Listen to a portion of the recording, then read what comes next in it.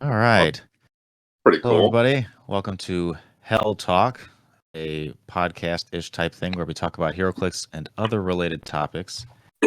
My name is Matthew. I'm the founder of Hel, which is the home event league. Um, these recordings are really just to capture regular conversations between players, and we don't really always talk about something specific. But we can jump in and introduce the other people on the call with us today. Today we have Maverick. You can say hello, Maverick. Hello, I'm Maverick. All right. Then we have Miguel. Hey, All right. So we didn't really have anything specific to talk about today. Maverick was really anxious to get a recording in. For context, we've done a few recordings before. The audio was absolutely terrible or just didn't record properly. So we found a new way to do it, and hopefully that solves our issues. But yeah, what the heck did you guys want to talk about? well, I wanted to kind of talk about Azra Strife's team, the unseen She-Hulk Oh, the Don't Die team. play. Yeah, that was a yeah, good team. That came out of nowhere. yeah. It came out of nowhere, but also nobody really played against. Like no one built a team that went against it that much. I mean, really, the only team that would be anything with a blue beetle, I would say, because it just removes you from the map. I would argue that 'cause Miguel, you didn't face him, right? No, I didn't play against him. I think it might have been. I don't think anybody in our group played against him. Maybe Chef. No, yeah. The other Matt did, yeah. Yeah, I think you would have the best shot at him by far. I mean, you would just Major Logan plus Blue Beetle, and you hit anybody except She-Hulk. So like probably just Wonder Woman or whatever. Just really anybody except She-Hulk because she's the only one that's more points. And then you roll a 4 through 6, and then they're just gone. That's it. So I think you would have the edge on that matchup because. I mean, even Azrith brought it up at the time. He's like, there's only like 2 characters on his team that actually make attacks. Generally, it's She-Hulk and I think Reverse Flash. So yeah. He did say yeah, reverse slash. yeah, and it's kind of so that's pretty much kind of it. I mean, you just if you just one shot Reverse Flash or you one shot Death Metal Wonder Woman, and that's pretty much kind of it. I do think outside of Blue Beetle, it's a very good Don't Die team. So it's Well, yeah. I something mean, to he count on. got what? He got what? Top 8. Well, he made top. He got Top, second. but Yeah, he got second place. The last game they just rolled off for Yeah, good I was against. wondering about that because he was full wiping, and then because I wasn't there, I didn't see what happened, and it's just I saw oh, he didn't win. I was like, what? Yeah, so for context, so yeah, Azrith and the other guy that made finals, Rob, they were both playing what I would consider to be um, the anti-meta teams.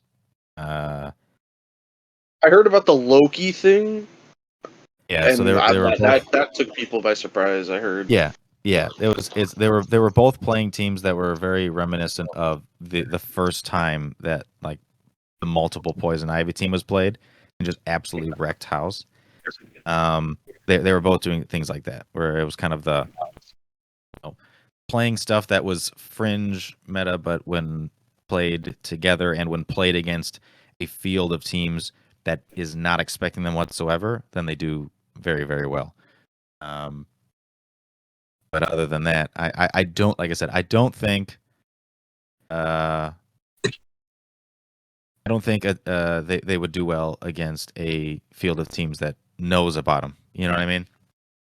So Yeah, I I'm don't not, think that, next big event, She-Hulk is going to be played. I definitely don't think that. yeah, well, to be honest, this was the next big event besides like Silver Age or anything like that. But as far as Modern Age, no one really knew what to play, but I guess everybody had the idea. Well, for Degaton, like if you look, I think even the standings or the most played meta characters, per Degaton was the number one, and then you can see the list from there, so on and so forth. Yeah, I think in the second went to like Space Ghost, I believe. Yeah, it was the best support characters in the game. Is Predator and Space Ghost. And it's like, okay, it makes sense. So, but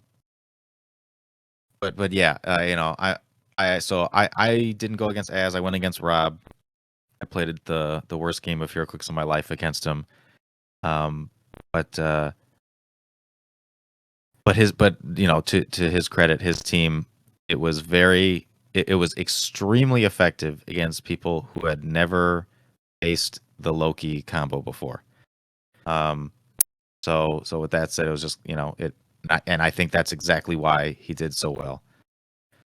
Because I believe that if you faced the team combo before and you're aware of how it works, I think you can play around it. But if you haven't played around it before, or if you haven't played against it before, and you're not sure exactly what the goal of that team is and how it works, then I think playing the game normally in a competitive sense makes you walk into a trap, and then that's when that Loki team really shines. But again, it's also, his team is also flexible enough that if you are anticipating playing against the Loki comes in via the butterfly, and he can just swap into anything else. So it's the overall strategy of what he's going for can change. But so I don't know what he swapped into a lot of the times in other games, but I would be hard pressed not to believe that most of the time it wasn't the Loki, because that's kind of the whole thing of swapping into the Loki via the butterfly, assigning Chthon to Loki, modifying his defense up a whole bunch, and walking him to the other side of the map. Chthon gives him a damage, and then now virtually every character on the opposing team, or on your team if you're against it, can't use free actions. So, and of course he'd be positioning the Loki, behind blocking terrain and all that stuff. So, it's tough to get to him, and then when you get to him, his defense is either going to be really high, or you have to hope that you're playing Mern or something on your team to get him within 4 squares of the Loki, and then even then, the Loki has a rollout of super senses and can't outwit it because you can't use free actions, and he has a reroll on the super sense because he's playing Kevin. So since Loki's a Marvel character, he can reroll super senses and get another shot at succeeding. So he's got a solid strategy of just shutting you down kind of from the get-go, and I think that's what took people by surprise and got him to the finals. Daniel Powell's team also caught me off guard when I saw it streaming. I didn't think he'd be playing that. Yeah, so Daniel was playing a camo animal team, and I did talk to him a little bit. I think this was, It might have been Saturday when you talked to him, right after the event, maybe. Yeah, because I think it was after he'd already been eliminated. I think maybe the whole thing was over. I don't even remember when the finals were over. Like the picture they took of Rob up on the truck carrying the trophy, I didn't even see that happen in person, and I was like in the same room. So I'm like, it was weird that they didn't announce like, hey everybody, like, and the winner of the day, is Rob. I mean, and maybe they did, and I was just completely oblivious. But it just seemed weird that they didn't get the whole room kind of together to at least applaud for the guy. But back to the Daniel Powell team, yeah. I asked him how he was doing playing camo, especially against all the trick arrows, because I mean anybody that has trick arrows just pretty much one shots camo. Or they. Oh, you know what? This must have been right after he got eliminated. And that's when you asked him. I remember because we were doing a BR. Yeah, and he was also Yeah, it was not. right He didn't before. seem like he Yeah, was in a good mood. I don't know. yeah, Maybe he was. I don't want to put. I don't want to put feelings in people's heads, but because yeah, I asked him how he how he did against that, and his response was just kind of like, well, I just attack him a bunch and kill him before they can do anything. He's like, I attack like 4 or 5 times with my Alpha Strike, and I'm like, yeah, I understand how Camo works. I played him at Worlds, and did very well with him. So I'm not against the character. I'm just one of the main reasons why I didn't play him on that day is because trick arrows from Masters of Time were legal, and not being able to use team abilities or stop clicks isn't. It just destroys Camo. I mean, you can't come back from that. He's just instantly pretty much just KO'd or KO'd on the next action. So there's not really Watching much his you can do. stream, it didn't seem like Be as a Death Metal Wonder Woman helped out like a lot from what it seemed, because Flash Raptor seemed like it took out about 2 characters, and then Camo did the rest of the work, because you can't kill Camo if you don't have your Trick Arrow character, which Flash Raptor pretty much took care of every time. Yeah, that's what he was saying. He's like, "Oh, I just just KO'd their character with trick arrows," and I'm like, "Yeah," and that's totally fair. I mean, that's at the end of the day, it's kind of what you have to do. But I was still more surprised that there wasn't more characters uh, with trick arrows that hit Camo first. But then again, he was playing a theme team, so he can go first more often. But it was again, it was still just surprising that he uh, never ran into the situation where the trick arrow character hit Camo first. Even if Deathman or Wonder Woman prevents him from being KO'd, Camo still can't use stop clicks or use team abilities, so you can outwit him and Yeah. hit him again. So that's the thing that surprised me. I was like, wow, it's interesting that never happened. So more power to him. I like Camo as a character, but it was just surprising that he never ran into this situation. Similar to when I was talking to Patrick Frazier, and his team is basically designed to like just wipe just an insane Alpha Strike team designed to just wipe you on turn 2. But his team is on a theme team, and I asked him, like, what happens if you go second? And he's like, I don't know, I never gone second yet. He's like, so he was just getting really lucky going first every time and just absolutely wiping people. Because I was looking at his team, I'm like, man, if I went, I went against him, but I went second. I rolled a 4 for initiative. I was like, well, what happened if I was going first? Like, I'm looking at your team, and I feel like I would do it virtually the exact same thing to your team. Like, I would just destroy it on turn 2. And he's like, yeah, I know.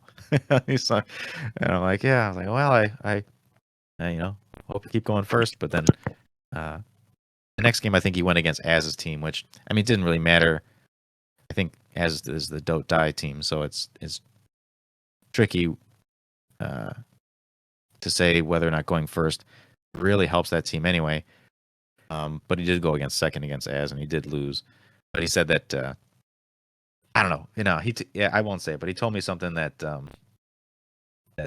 was part of his strategy going into Top Cut, because he knew they both Az and Patrick were undefeated in the final round, or the final round before Top Cut, so round 5.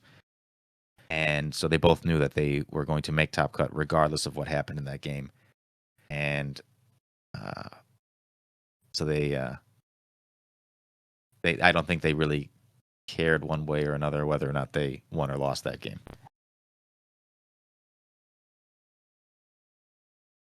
makes sense. Makes sense. You're in top cut. You're in top cut. Yeah. So Maverick, you didn't want to wake up at like 2 a.m. to come out to the event and then get back home at like 2 a.m. again the next day? Oh no, man! I didn't want to sit in a car for 6 hours. Yeah, that would be Because it would something. be 6 hours or 3 hours there, 3 hours back, and then the event. For me, those 6 hours were not worth the event to go to. Like, I like clicks, but like I really would have not enjoyed running 7 rounds. if I went that far, it's already like your brain already hurts after like 4 rounds, and then going to 7 is just. I think I've done it once, and it was not that enjoyable for me. Yeah, I feel you. I feel like I feel like I wouldn't mind playing 7 rounds if it was like different games, different types of games every time. But playing the same team for 7, 8 rounds in a row is yeah, it gets just the repetitiveness gets a little bit boring. Luckily though, I mean, Yeah, because it's around like the same 3 teams. It's just like a little bit of a different variation. yeah, yeah. But I mean, I luckily at least I didn't face. I'm just trying to think, making sure that I'm not lying. I don't think I faced teams that were that similar. Just trying to think. You'll see, round 1 I faced a Sleipnir team. Round 2 I faced a Solaris team. Round 3 I faced Super Sore, Super Sore Kong, and Aquanix team. Let's see, round 4 I faced, that was the Patrick's team, which was the Zala, King Jeff, and Cat Pegasus. And round 5 I faced a Swamp Thing, Man Thing, Poison Ivy team. So let's see, that's that first round top cut. It was against Rob's team, which was the Colossus Prime, Butterfly, Kevin team. So they're all actually pretty different. So I got lucky, I would suppose, in that sense. I don't know, Miguel, did you face anybody that had similar teams, or was it similar to me?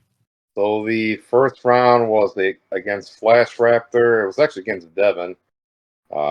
He's been pretty good. We talked for a hot minute. The second round I played was against Colossus Prime. I think it was against Tyler. That was a interesting, game based on the rollout, if I got it or not. Then I think we went into break, and then I think the third round was against Ivy, which I lost because let's see, I lost because his team, he had outwit, and so basically, you don't have a rollout basically. Which Ivy team? Do you remember who was playing it? It was the guy's name. I think it was Aaron. He had it was like Man Thing, Swamp Thing, 2 Ivies, I think Per Degaton, and then Owlman, I think was the other one. Yeah, Owlman was the other one because they had the triple outwit, I think. Oh, that'll do you in. Yeah, Triple and outwit. that's what killed me was that piece, which I'd never played against that piece. That was the first time playing against that. And then after that was against a 200-point Kong. That was an interesting game because it was 200-point Kong.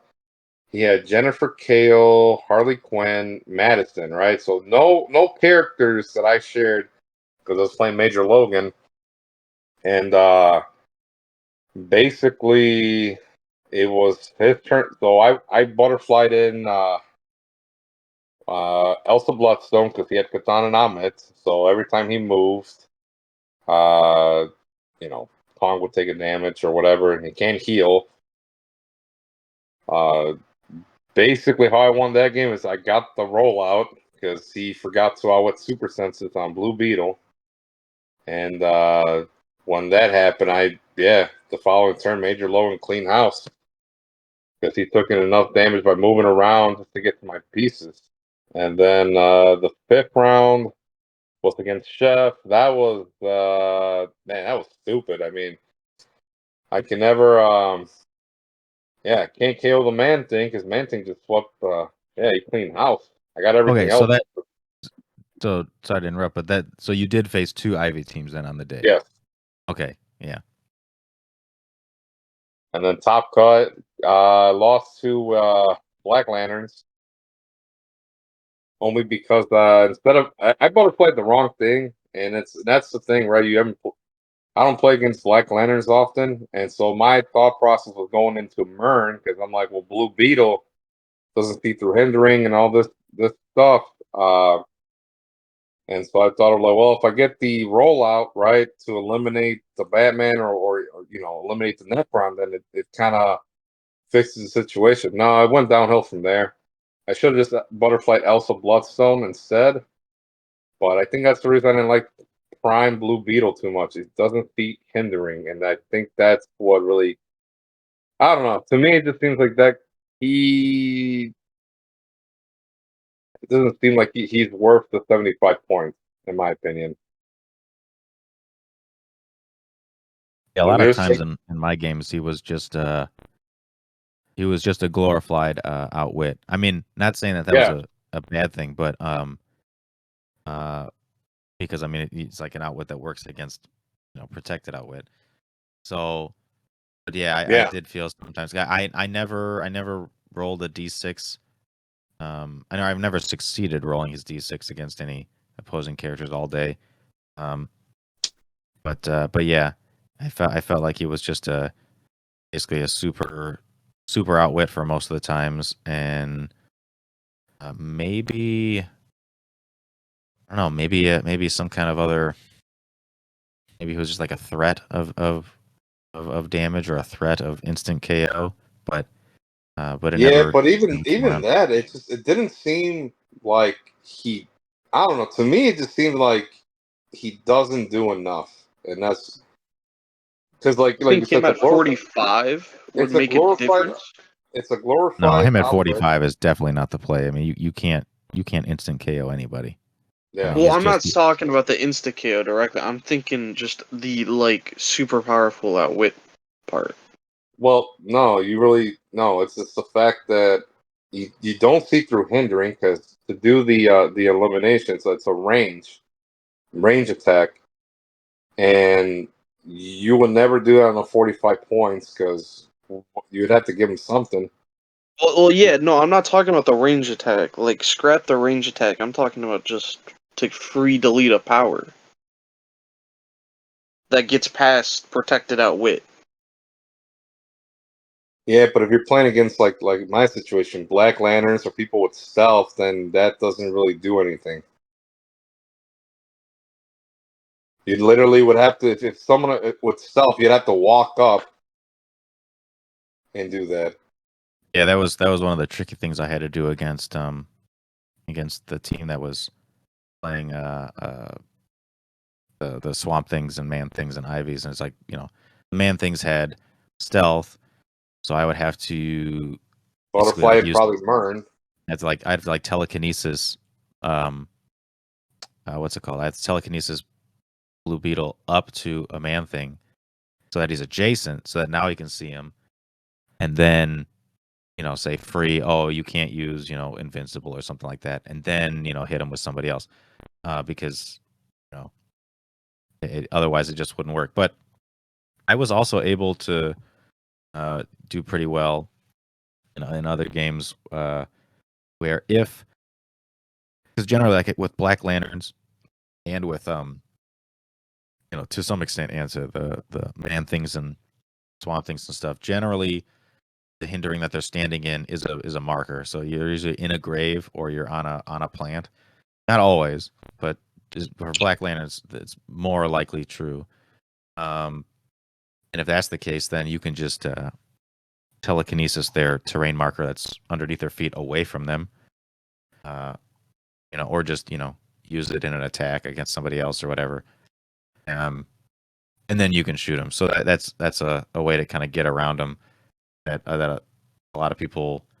I don't think a lot of maybe I shouldn't say a lot of people, but some people forget about is like yeah you can just especially if you have Protectaton or something just TK that terrain marker that's underneath them away and then you can shoot them. You know what people? I heard like a lot of people are forgetting about Per Degaton's when they missed the hyper time. I don't know. No one ever moved adjacent to my Perdigaton all day. Never, not a single time. So I Yeah, never. people forgot No the one ever penetrating rolled hyper damage. time. That was the Actually, no. one I'm thing. lying to you. I'm lying to you. Rob. No, it was me. I think it was me moving next to him or something like that. I don't know. Yeah, no one ever rolled it against me. Or if somebody did, then maybe I'm forgetting about it, and they probably just succeeded and whatever. But yeah, I never. I don't think I ever gave anybody that penetrating damage for either missing hyper time or missing an attack. Because I never rolled super sense with Perdegaton. He just died every time.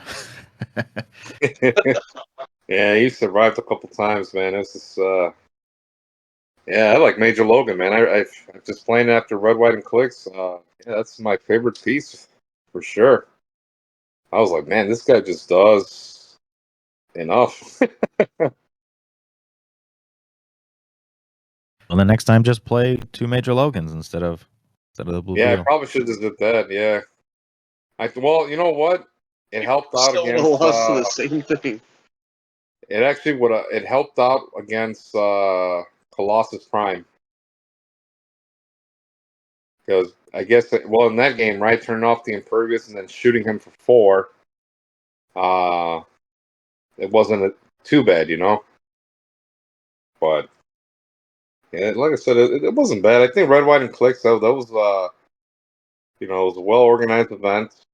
Um, I heard many positive feedback from them, from a lot of the players there. They said it was better. It was well ran, better than Adepticon and Worlds. So I guess like for me, for being my second big event, I'd say this was probably the best one. Let's say there was table space. It was well thought out. I think what I liked about it was the bathrooms in the vicinity, the food after round 2, and then dinner. Like you had lunch and dinner. Like I said, that was like I said, it was icing on the cake there. Yeah, I It definitely wasn't too agree. bad. Yeah, and it's not even.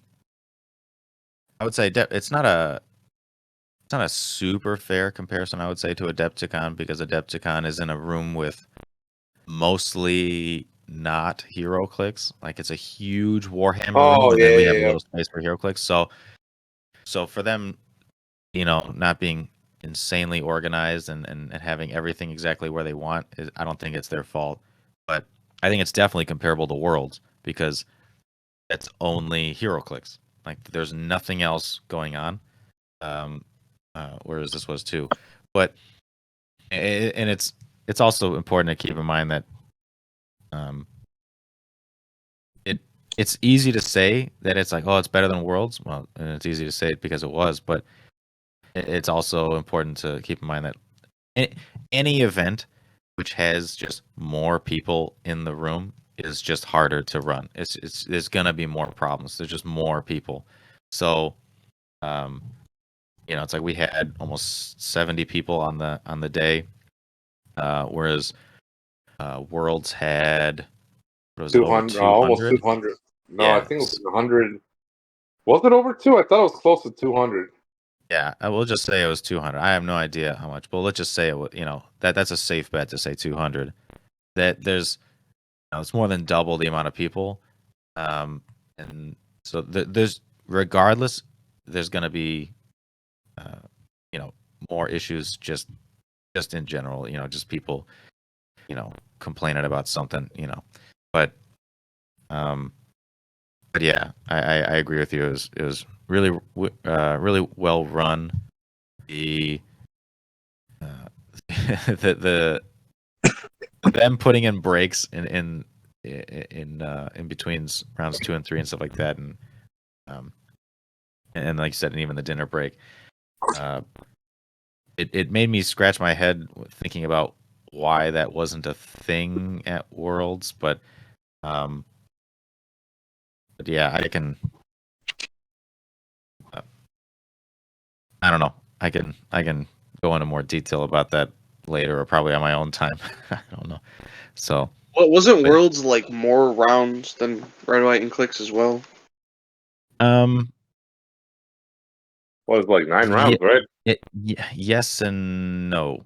So Worlds was originally top 32, so they wouldn't have to have more rounds. But then they got a couple more people than they thought, which is why I think they had over 200, and they had to do. They went to top 64, so it was the same number of rounds to begin with, like before Top Cut. I think it was 5 rounds of Top Cut. I don't think it was 6.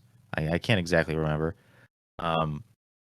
But then they ended up playing top 64 and top 32 on that same day. So there was at least 7 rounds. At least.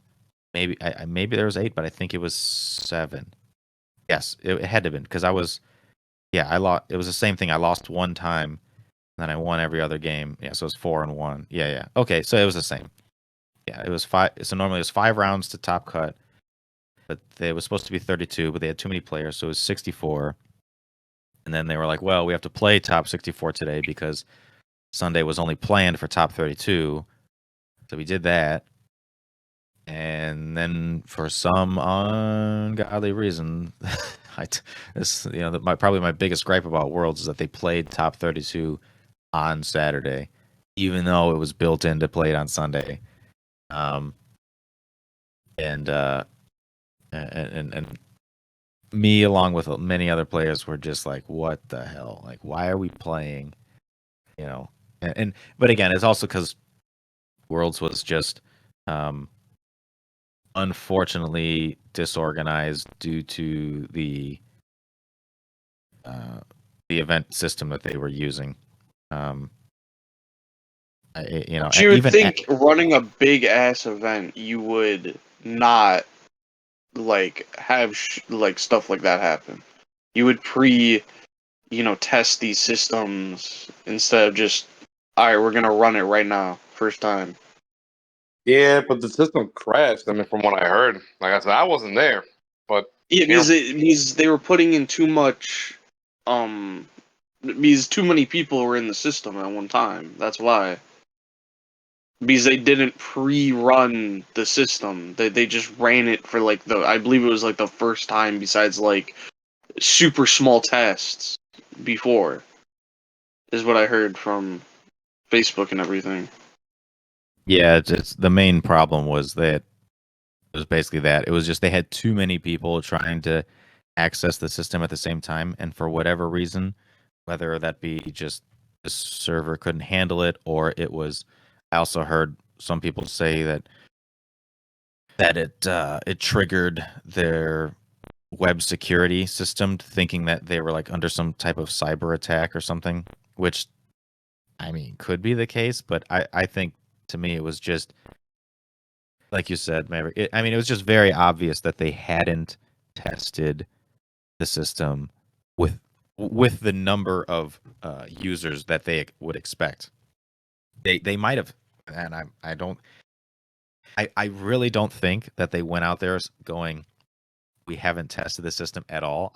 I'm almost certain. I think they tested it on a small scale. Yes, and I think they got like 3 or 4 people just to go Exactly. in, make sure does the event work. Yep. All right, but then when 200 plus people started going into the system at the same time, and keep in mind that they were using the same system for all of their events simultaneously. So all of the BRs, all of the super sealeds, all of the Jurassic seals, like everything, and then the main events, all at the same time. So it wasn't just like 200 people in the system at the same time.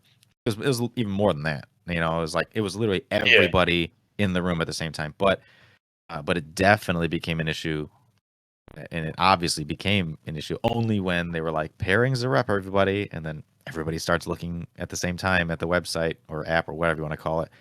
To try to a lot see of what their people pairings drop. More BRs happened, if I'm correct, right? Yeah, exactly. So it was just So that means even more. Yeah, they just didn't run the system. That was the problem. Yeah, and I get it when it's like, say you and me are making a system, right? And we're like, how do we test a system with 200 plus fake users. Like, do we have to make 200 plus fake accounts and then sign into all of them at the same time? Like, how do we do that, right? It's not obvious to somebody with no experience, in that field. Just to say, like, stress test your system. How do you do that if you have no idea how to make like virtual users in a system? Yeah.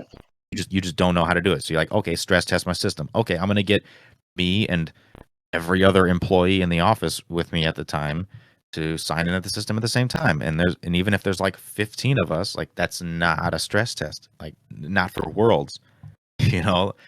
for Worlds, when you know that hundreds and hundreds of people are showing up, it's not an appropriate thing. So, Well, which I would think that WizKids would have just been like, gone to like the D&D department and been like, "Hey, can you guys all sign into this at the same time?" Because there's way more than 100 people in the D&D department. or just like have them contact somebody from any other game. Like, do you play? Yeah. Like, find someone that plays Yu-Gi-Oh, find someone that plays Magic, find someone that plays Pokemon, find somebody that plays Warhammer, find somebody that is familiar with the event systems for any other game that is used to having like hundreds, if not thousands, of people at the same time. And just be like, what do you guys do? Because clearly it works for you, so we're just going to do the same thing.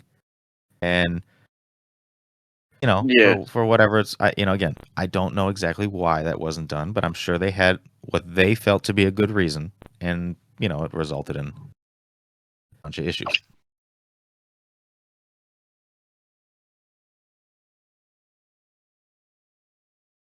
But yeah, so it's the unfortunate reality is that a lot of the issues of Worlds stemmed from specifically that, like, the system that they were using to do events, but Because I heard you couldn't go eat because of the system, because you didn't know when pairings were going to come up, and then you were like just Well, sitting there waiting. yeah, that was kind of like their instructions. Unfortunately, is like they were saying during the Swiss rounds, they're like, there's not going to be breaks. The only break you're going to get is if your round ends early. So if your round didn't end early, then that would imply that you're not going to get a break. So, I think all but one of my rounds went to time. And so it went to time. So I'm thinking to myself, okay, not going to get a break. They try to put pairings up and they fail several times. And they try to do a couple workarounds and those don't work either. And so we're sitting there waiting, thinking to ourselves, like, I can't leave because at any moment pairings are going to be up. Like, the round is over. All scores have been reported. So at any moment, they're going to announce the next round. So I can't leave. And that went on for about like another hour. So we're just sitting there going, at any moment it could be. And and that happened for an hour. And that happened for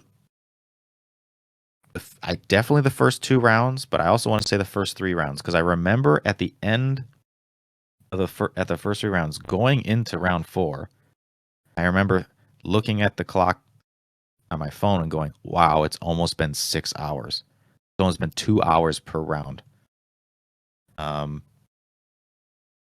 Yeah, that's obviously that's just not a fun experience for anybody. I mean, the players or for the people running the event. So, so yeah, it was just unfortunate that they're like, they're doubly unfortunate that the normally correct instructions that they gave to us in the beginning of, like, hey, if your round went to time, like, stick around. And then of course they have issues with the first round, and then you're thinking to yourself, okay, well, they fixed it for round 2, right? And it's like, nope, they have the same issues. And then you get to round 3 and you're like, oh, surely they fixed it for round 3, and then they don't. So yeah, that's just a whole, like I said, it was just, it's a lot of the problems were caused by that one single thing. And again, I'll probably talk more about it another time. But but like I said, it all just stemmed from the event system that they were using. And I can totally see why they would want to use their own event system and not even their own other event system. The win, but Yeah, the win sucks. Yeah. But it's I mean, they just stopped updating it like forever ago. So yeah. So, but even if it's like obviously some people are going to say, well, why didn't they use HC units? And I can see the reason why they wouldn't use HC units, but I can also go back into that and realize that those reasons why they shouldn't be using HC units they also don't really make much sense. But again, I can understand why, like, I can at the see it from management potentially level. like a business standpoint. Yes, You know. exactly. From the management level, they're like, well, we don't want to use a third party kind of thing, even though it's kind of technically what they did. At the end of the day, I mean, they used an app that nobody had ever heard of. It's called like Sandbox Events or something, or Sandbox Yeah, Tournament. we could just slap on the name that we made it. Yeah, so they, yeah, it was not. I don't want to say it wasn't well thought out because I don't want to insult whoever's decision it was to use that system, but it wasn't tested as well as it should have been. And I think if it was, then they would realize that that system wasn't the way to go. Like I said, I gotta like write down all my thoughts about worlds and All the things I hate about Clix. no, I mean it's not. There was a lot to like about Worlds. Like I said, just a lot of the issues stemmed from the same thing. It was that event system. But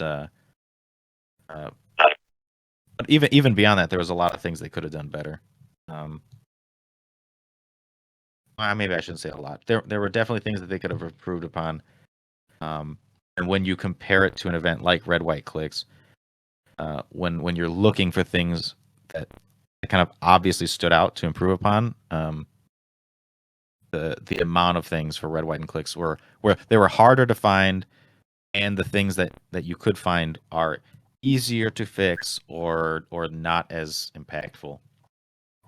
Like Miguel, I don't know if this made a big difference for you, but one of the things that that Chef and Rick were saying, they were like one of the improvements that they want to see for next time is the chairs for Red, White, and Clix. Oh yeah, that was one of the things.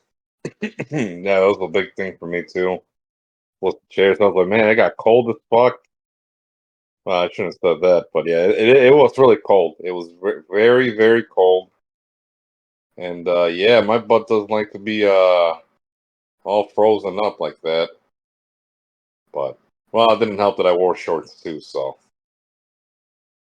Yeah, you were like the only guy wearing shorts. Yeah. Everybody else was wearing pants, and no, besides PJ, it was me and PJ were wearing shorts, and yeah, I felt out of place. I was like, man, I can't be up. I'm the only one wearing. Well, besides me and PJ, but Yeah, well, he's running around all day. yeah, and I'm not running around, dude. I just got insulation.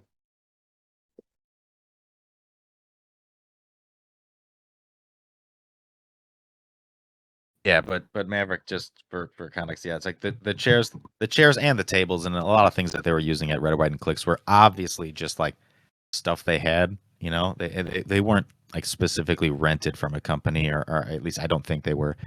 Mm-hmm. They were just like plain metal folding chairs. It wasn't anything like that. So. Man, metal folding chairs. Yeah, nope. Yeah, but you and gotta think, I right? think though a couple of them did have like a little bit of cushion on it, but then the people that found them, they would just like carry those chairs around. They would just be like, "This is my chair now." Oh my god, that must have been over. Yeah, no, that makes sense. Jeez. But again, like as far as the actual, that's not a knock at the way the event was run. You know what I mean? And it's also probably something that if you're part of the organization team of Red, White, and Clix, you might be saying to yourself, well, there's nothing we could do about that. The chair, that's all we could use is those chairs. And it's like, yeah, that might absolutely be true. But that's the thing. Like, if you're gonna find ways to improve some of the things that you can, some of the areas for improvement may be things that you can't change or you have no say in. So it is what it is. You just got to take what life gives you. Yeah, take it with a grain of salt. Overall, like I said, it was a well-ran event. Wes is looking for feedback. I know he was asking for that. I gave my feedback, which was the team field should have been on a Saturday, and the 300-point modern event should have been on a Sunday. That was my only really big feedback, because to generate a bigger crowd, right? It's everybody's coming for the 300-point modern, right? Everybody's coming for that, right? Well, push it to Sunday, so then you have a big turnout for Saturday for the team sealed. And I think that would have been pretty good, because I would have came out for both days, but I was already in hot water with the not going to my niece's birthday party on a Saturday. But like I said, you could juggle back and forth, you could go back and forth with it. But that's my only feedback with it. I think you'd have a bigger turnout for the team sealed had the modern day would have been pushed to Sunday. Yeah, I'm not 100% sure that you would get more people for team sealed, but I think that it just makes sense for the what do I want to say, the raffles and the donations that they would have received. The donations for the raffles is what I should say.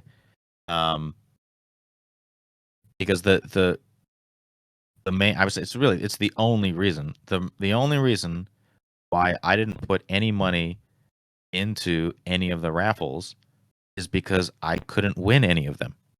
Because we were there on Saturday, and I asked them, I said, how many raffles are they going to do today?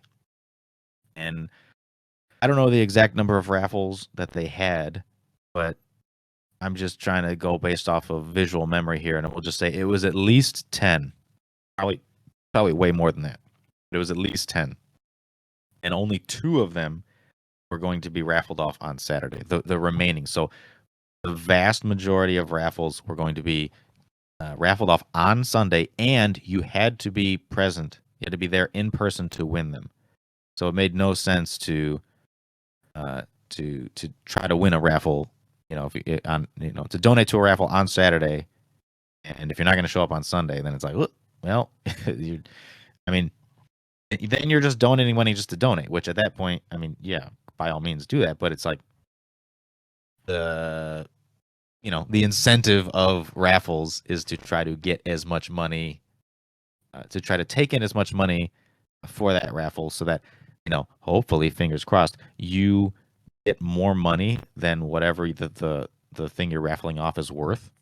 And then therefore, so even if you had to go out and buy this item, that profit, quote unquote, that you made would go to the charitable organization. So I totally think they would have, from a charity standpoint, when they're just trying to raise money, I think they would have raised much more money if the Modern Age event was on Sunday, because like you said, Miguel, everybody that's going out there is going out there for the Modern Age event. I don't know how many people offhand showed up to Team Sealed that did not participate in the Modern Age event.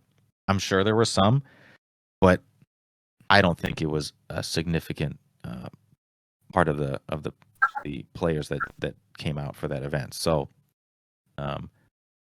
yeah, I just think, like I said, from a money standpoint, not even just this is more convenient for me and blah blah blah. It's just I would have put money into the raffles if I had a chance at winning any of them. So No, yeah, that was the other thing, the stipulation, like the fact that you had to be there, right? That's why I think also, like, the raffles could have been done also on that Saturday, because Team Sealed is not a big event like the 300-point modern. Like we were there until what, like 10, right? Yeah, I Yeah, don't think it was 10 quite or that 11. late, but yeah, it was close. It might have been 9 something there Because I didn't get home until what? I think it was midnight. Yeah, it was about midnight or so. Oh, because the hour difference or whatever, the time gap or whatever. But no, like I said, I think yeah, that's the other thing too. If we didn't have to be there for the raffles, that would have been nice. Or even take a notepad too, right? Write your name on it, got the number, and say, hey, I'm leaving, but can you reach me out at email or whatever?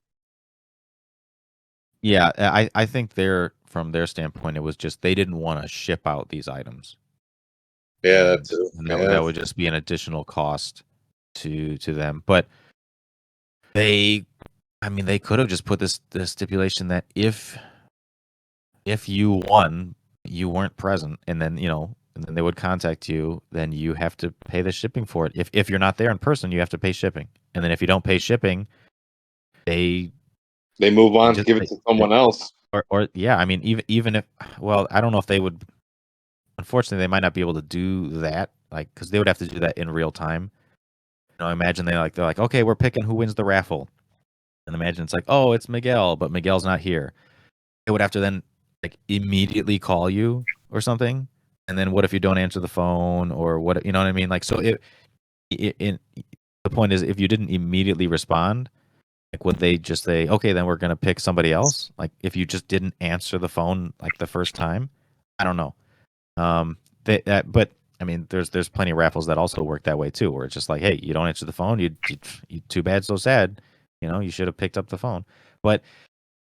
But yeah, but then then you're gonna have people arguing. Well, my my my phone thought it was a spam call or something. I don't know, but again, I think it would have just been easier just to say, look, like, if you win, you're not here, you can pay shipping. You'd have to pay shipping for the item, and then if you don't, then it's like we're just like keeping the item and gonna raffle it off again or something. Like, I have no idea. Like, they would just, I don't know. Maybe that's just a totally bad idea. But yeah, again, I think just the better solution would have just been, we're gonna have Modern Age on Sunday so that more people are here, and that way the people that are showing up for Team Sealed, it's like, all right, well, you already showed up for Team Sealed, then the next day, then they can just play BRs and Super Sealed. If they're not there for Modern Age, then they still have something to do, and they can be there for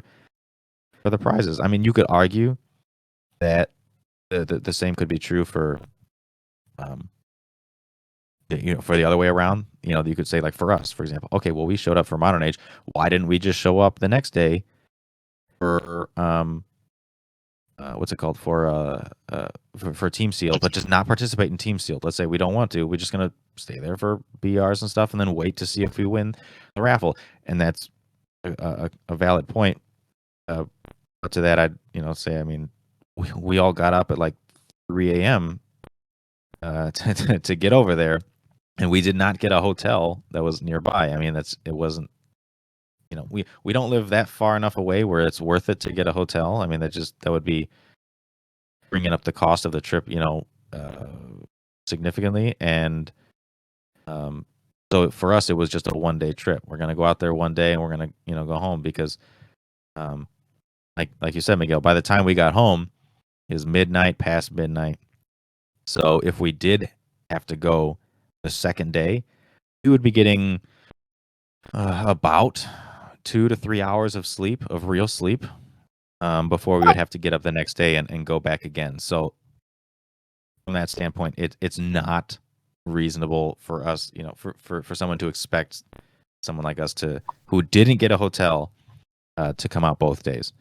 So, um, but so like I said, I think they can just easily switch those days around next time, and I think they're going to get a lot more donations for raffles, and I think they're going to be happy with that. So, I mean, they raised over $4,000, and which is fantastic. So, um, but I'm betting if they do it next year, and especially if they flip those days around, I wouldn't doubt it that they would get well over 5,000. I think just having that day to be with the raffles, I think they would get a lot of extra money. So, but that's just my 2 cents. Definitely agree there. I definitely agree there.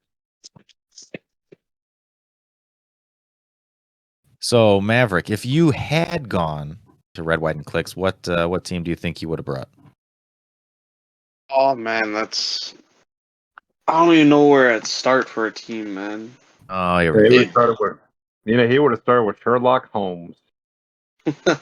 No, I probably would have ran something with like probably Blue Beetle or a Colossus team, one of the two. That's where I would have started was with the Prime.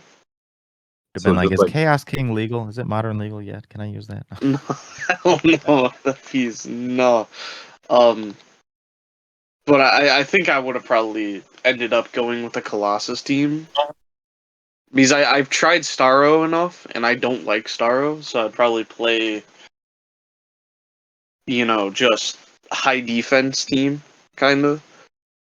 yeah, Sorrow unfortunately isn't that great because of Elsa Bloodstone. Well, I'm talking at 80 points for like the mind control part, Oh and yeah, like it seems okay playing it, but then it's like you just get into a matchup and you're like, there's nothing I can do. Like if like when I played against you, Miguel, while testing, it's like playing against Major Logan is like an auto loss, and there's nothing I can do about it. Um, so that's kind of the bad thing about Colossus that I don't like. In Starro, because like it's a great combo. It's just Starro just doesn't do anything if you can't mind control. Yeah, I think with Starro, it's almost like or pretty much almost any mind control team nowadays. You got to play Colossus. If you're not playing Colossus on a mind control team, you're just, I mean, you're losing to any team that is playing Colossus. You're losing to any team that's playing Kong. You're losing, there's just so many things that, and then if you play Colossus, it's like you can mind control these insanely strong pieces and just destroy your opponent, you know? But then if Yeah, you're not playing Colossus, you're like, oh, they got Battle Fury. Oh, I lose. That's just basically it. and Starro, like it's just too many points. I think 80 is way too much for being strictly a mind control piece. yeah, but that was I don't know. I mean, I feel that 80's still good. I mean, he does enough for It's good, but it's not. I don't think it's a real team. Like I don't think that Colossus and Starro at 80 is gonna win format. And I Yeah, don't even and Starro at 20, I don't think Starro's meta, to be honest with you. Like I think he's just not good enough. I think Starro at 20 with King Jeff is fine. Just for a 10 range prob, and then you're gonna have the 19 defend. You still have the mind control. I mean, I Oh still yeah, think if you're talking Starro at like Colossal Retail Click, yeah. yeah, I'm saying you're just playing Colossal Starro at 20, not healing him, not doing the heal Starro. You're just Yeah, just a 20-point Colossal Retail. I think that's perfectly fine. Because like the heal version at 20, it doesn't work because of Elsa, and then the 80-point just doesn't. It's not strong enough. So I definitely think that is a retail piece. He is very good. well, he's not a retail piece, is he? I believe he has like some type of retail. I believe. Well, no, I don't think he does. I think No. he's thinking the old one, like before the legacy. I think Right. they Oh, were I thought this one had a retail part. no, I don't. That instead of retail, it's Power his this game, no. you switch Yeah, him it to doesn't. the yeah. Yeah, for whatever reason they took that out. Yeah, but I think just even at 20 points, it's kind of again like if you are able to mind control somebody, just the fact of putting a Starro fight bystander next to him, that's already pretty usually annoying enough that your opponent's like, oh man, like I got to deal with this thing now, or even though breaking away from a tiny character's is easier, but sometimes they're just like, what the heck, like don't want to risk Yeah, rolling and he's failing still, breakaway. 11 attack for like 10 range triple target mind control, which I think that's solid for 20 points. You're not sinking a lot into it, but you have a mind control piece that could win you the game for 20 points.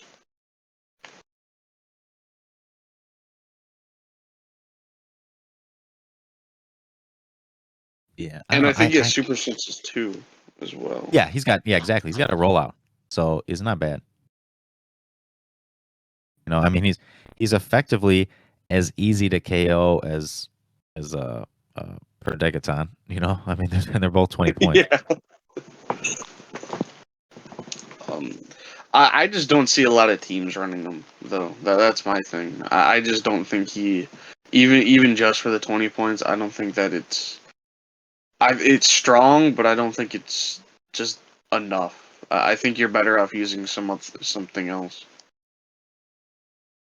Yeah, because unfortunately, you're kind of, I don't know, like pigeonholed or whatever. You're more or less forced to use certain characters. Like okay, you're using a triple target 10 range mind control. All right, well you kind of have to use Colossus. You're like, oh, and he's only got like 17 defense, and he's got 10 range, and he shares, and then all of them share a keyword with King Jeff. And you're like, okay, so I kind of have to use King Jeff because like 10 range prop is insane. And then you're like, well, he has no movement attack though. Yeah, right. But then it's like, but again, you're playing him as you're just keeping him in the back row, and you're using him to prob virtually anything other than an attack your opponent is making when they're still in their starting zone. You know what I mean? So yeah, which unfortunately it's like, oh, it loses to Poison Ivy. So and I think that's the main reason why a lot of people aren't just keeping him at 20 points, because a single poison is just like, and you're dead. So Yep. And your opponent scores 30 points because he probably had Conchu. no, Starro doesn't have Khonshu. not at 20 points. I ain't putting Conchu on a 20-point figure. That's like, you're just giving away points.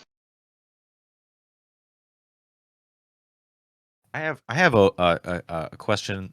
It's completely changes the subject though. So before I ask, I don't know if anybody had anything else that they wanted to say either about Red, White, and Clix or anything close to that. I could ask it after you ask. All right. Well, like I said, this is going to change the subject a lot. So, all right. But what do you guys think about? So well, let me give you some context. So I was thinking about the last time that WizKids made a significant rule change. More specifically to when it comes to like equipment, they're like, all right, you can assign equipment, you don't have to like put it on the map, bring it to where you, and then power action equip. You don't have to do any of that. You just starts equip, because it feels good, it feels thematic, and it gets rid of the feels bad moments of the game where, for example, like I go second, my opponent equips everything first.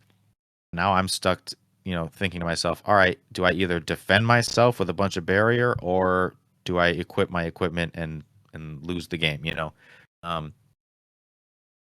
Similar to that. So I'm thinking about breakaway rolls, and I think breakaway rolls are right now. I mean, there's probably a bunch of other specific things that you can think of, but I think in general, breakaway rolls are one of the biggest feels bad moments of the game when it comes to failing a breakaway roll. Currently, if you fail a breakaway roll, that character virtually can't do anything. Now, when I say can't do anything, it technically can't things. The things that they can do.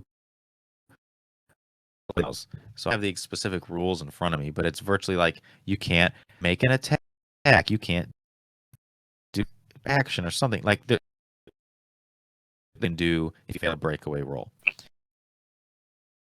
Like, are you talking if you like charge breakaway? Yeah, so that's right.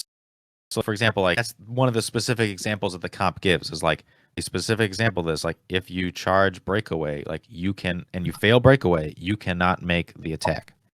I think they should change the rules going forward that if you are activating specifically charge, running shot, or hypersonic speed, if you are specifically activating those abilities and you fail breakaway, you are still allowed to make an attack, whatever the type of attack that the action would give you. Looking from a logical standpoint, I mean, granted, we're playing a fantasy-ass game, but logically, if you're charging away from someone, you'd be moving away from them, looking away from them. So, thinking of it in those terms, you're trying to run away while they're still fighting you. So, you missing that breakaway roll is basically missing the, parry to, like, disengage, which wouldn't allow you to make another attack because you already failed your technical parry attack. You get what I'm? Does that kind of make sense? From a logical standpoint, it makes sense that you can't attack afterwards. Okay, so And I totally get it when we're talking about like regular people in a street fight or something. Like, yeah, if you turn your back to somebody in a street fight, like, yeah, they're and then you fail getting away from them, like, you're probably not going to do much else. But when we're talking about like superheroes and stuff, it's like, all right, you got, if you have Spider-Man and he's got a punch ready, he's wound up for this punch, and then he tries to swing away to go, I don't know, to go punch Doc Ock or whatever. But he turns around and Vulture just kind of taps him on his shoulder and goes, "Hey, whoa. Where are you going?" Like he's gonna just punch him then instead. well, my thought is like Spider-Man's like trying to swing away, then Vulture grabs him by the foot and then smashes him on the ground, not dealing damage, but just getting him to stay where he is how I would think of it. Like if you try to run away from Kong, like Kong's gonna grab you. Like he's not gonna just let you walk away. Right. But that's the thing. It's like, but then if he grabs you, then you could punch him. Like you're touching him. That's just my thing. It's again like just if the intent of the action is to punch something, make a close attack, right?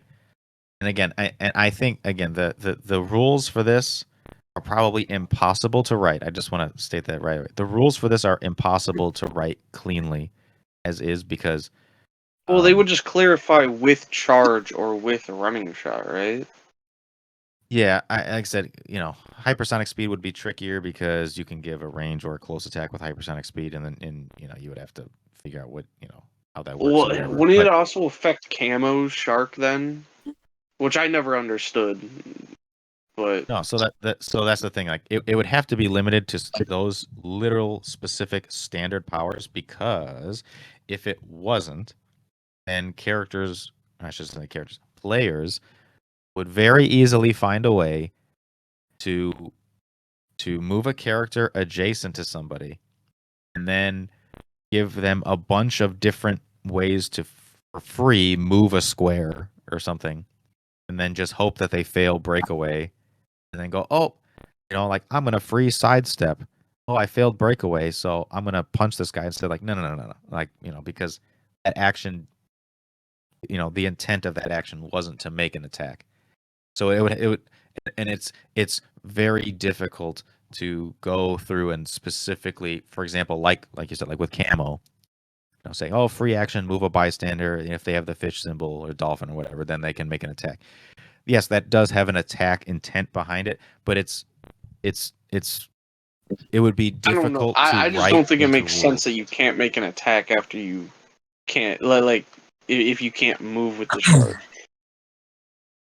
To me, yeah, it's like, okay, I'm gonna punch somebody. All right, I want to punch the guy that's 20 feet away from me, but the guy that's standing right in front of my face isn't letting me.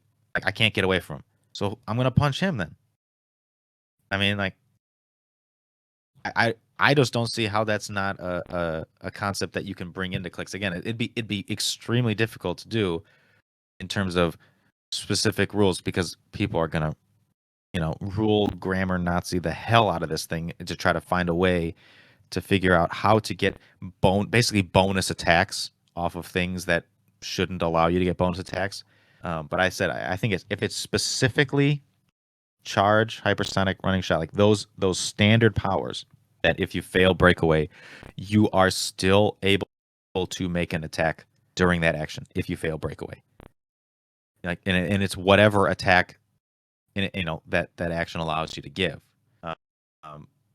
Which I obviously don't think that running shot should have that. Well, unless you were able to shoot from only adjacency. exactly it would work if you shoot from adjacency. So if you can, I could see it. I mean, some figures I could see that making sense, but then it's like other figures where it's like I don't think they really have like a punch wound up. Like you ever like notice Spider-Man? He like just comes in and then like at last second just punches them. The whole point, like keep in mind the change that they made to equipment was like, why are they not starting with equipment? It's like all of these characters are showing up to fight. They should be ready to fight. So well, I mean, does it make sense for Spider-Man to have like the power gem in his hand? Like, I always saw it as like equipment on the field. The question is whether these characters are showing up to fight, and that's what it is. Well, yeah, they're showing up to fight, but my thought is like there's objects on the field, like Thanos might have just died, and now there's an Infinity Stone there, or some other like thing of that, like Logan, like Major Logan just died, and now there's a motorcycle on the field, and now you can go pick it up as your like first turn. But like, but how does that have anything to do with whether or not characters in the mindscape of Heroclix, whether or not they are intending to show up to fight or not? I mean, again, because WizKids themselves said like, yeah, all these guys are showing up they're ready for battle, they're ready to fight. They're not showing up and going, oh, I'm just gonna walk over here like it's some kind of random encounter, like, ooh, and then I see an enemy. Like, no, they're aware, quote unquote, aware that they're there to fight.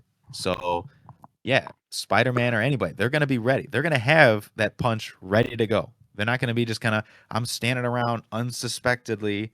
Oops, somebody hit me. Like, no, they're ready for things. So again, it's just an idea just to get rid of a feels bad moment of the game where you're like, all right, like there's a 50-50 chance that I just basically use incapacitate on myself and nothing happens. Versus, because think about it this way too. If you were able to still make it an attack, for example, let's use charges as the example.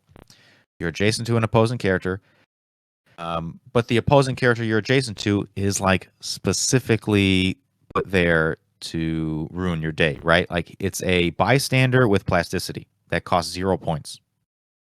And you're like, well, I obviously don't want to be attacking this thing. That's a waste of an action.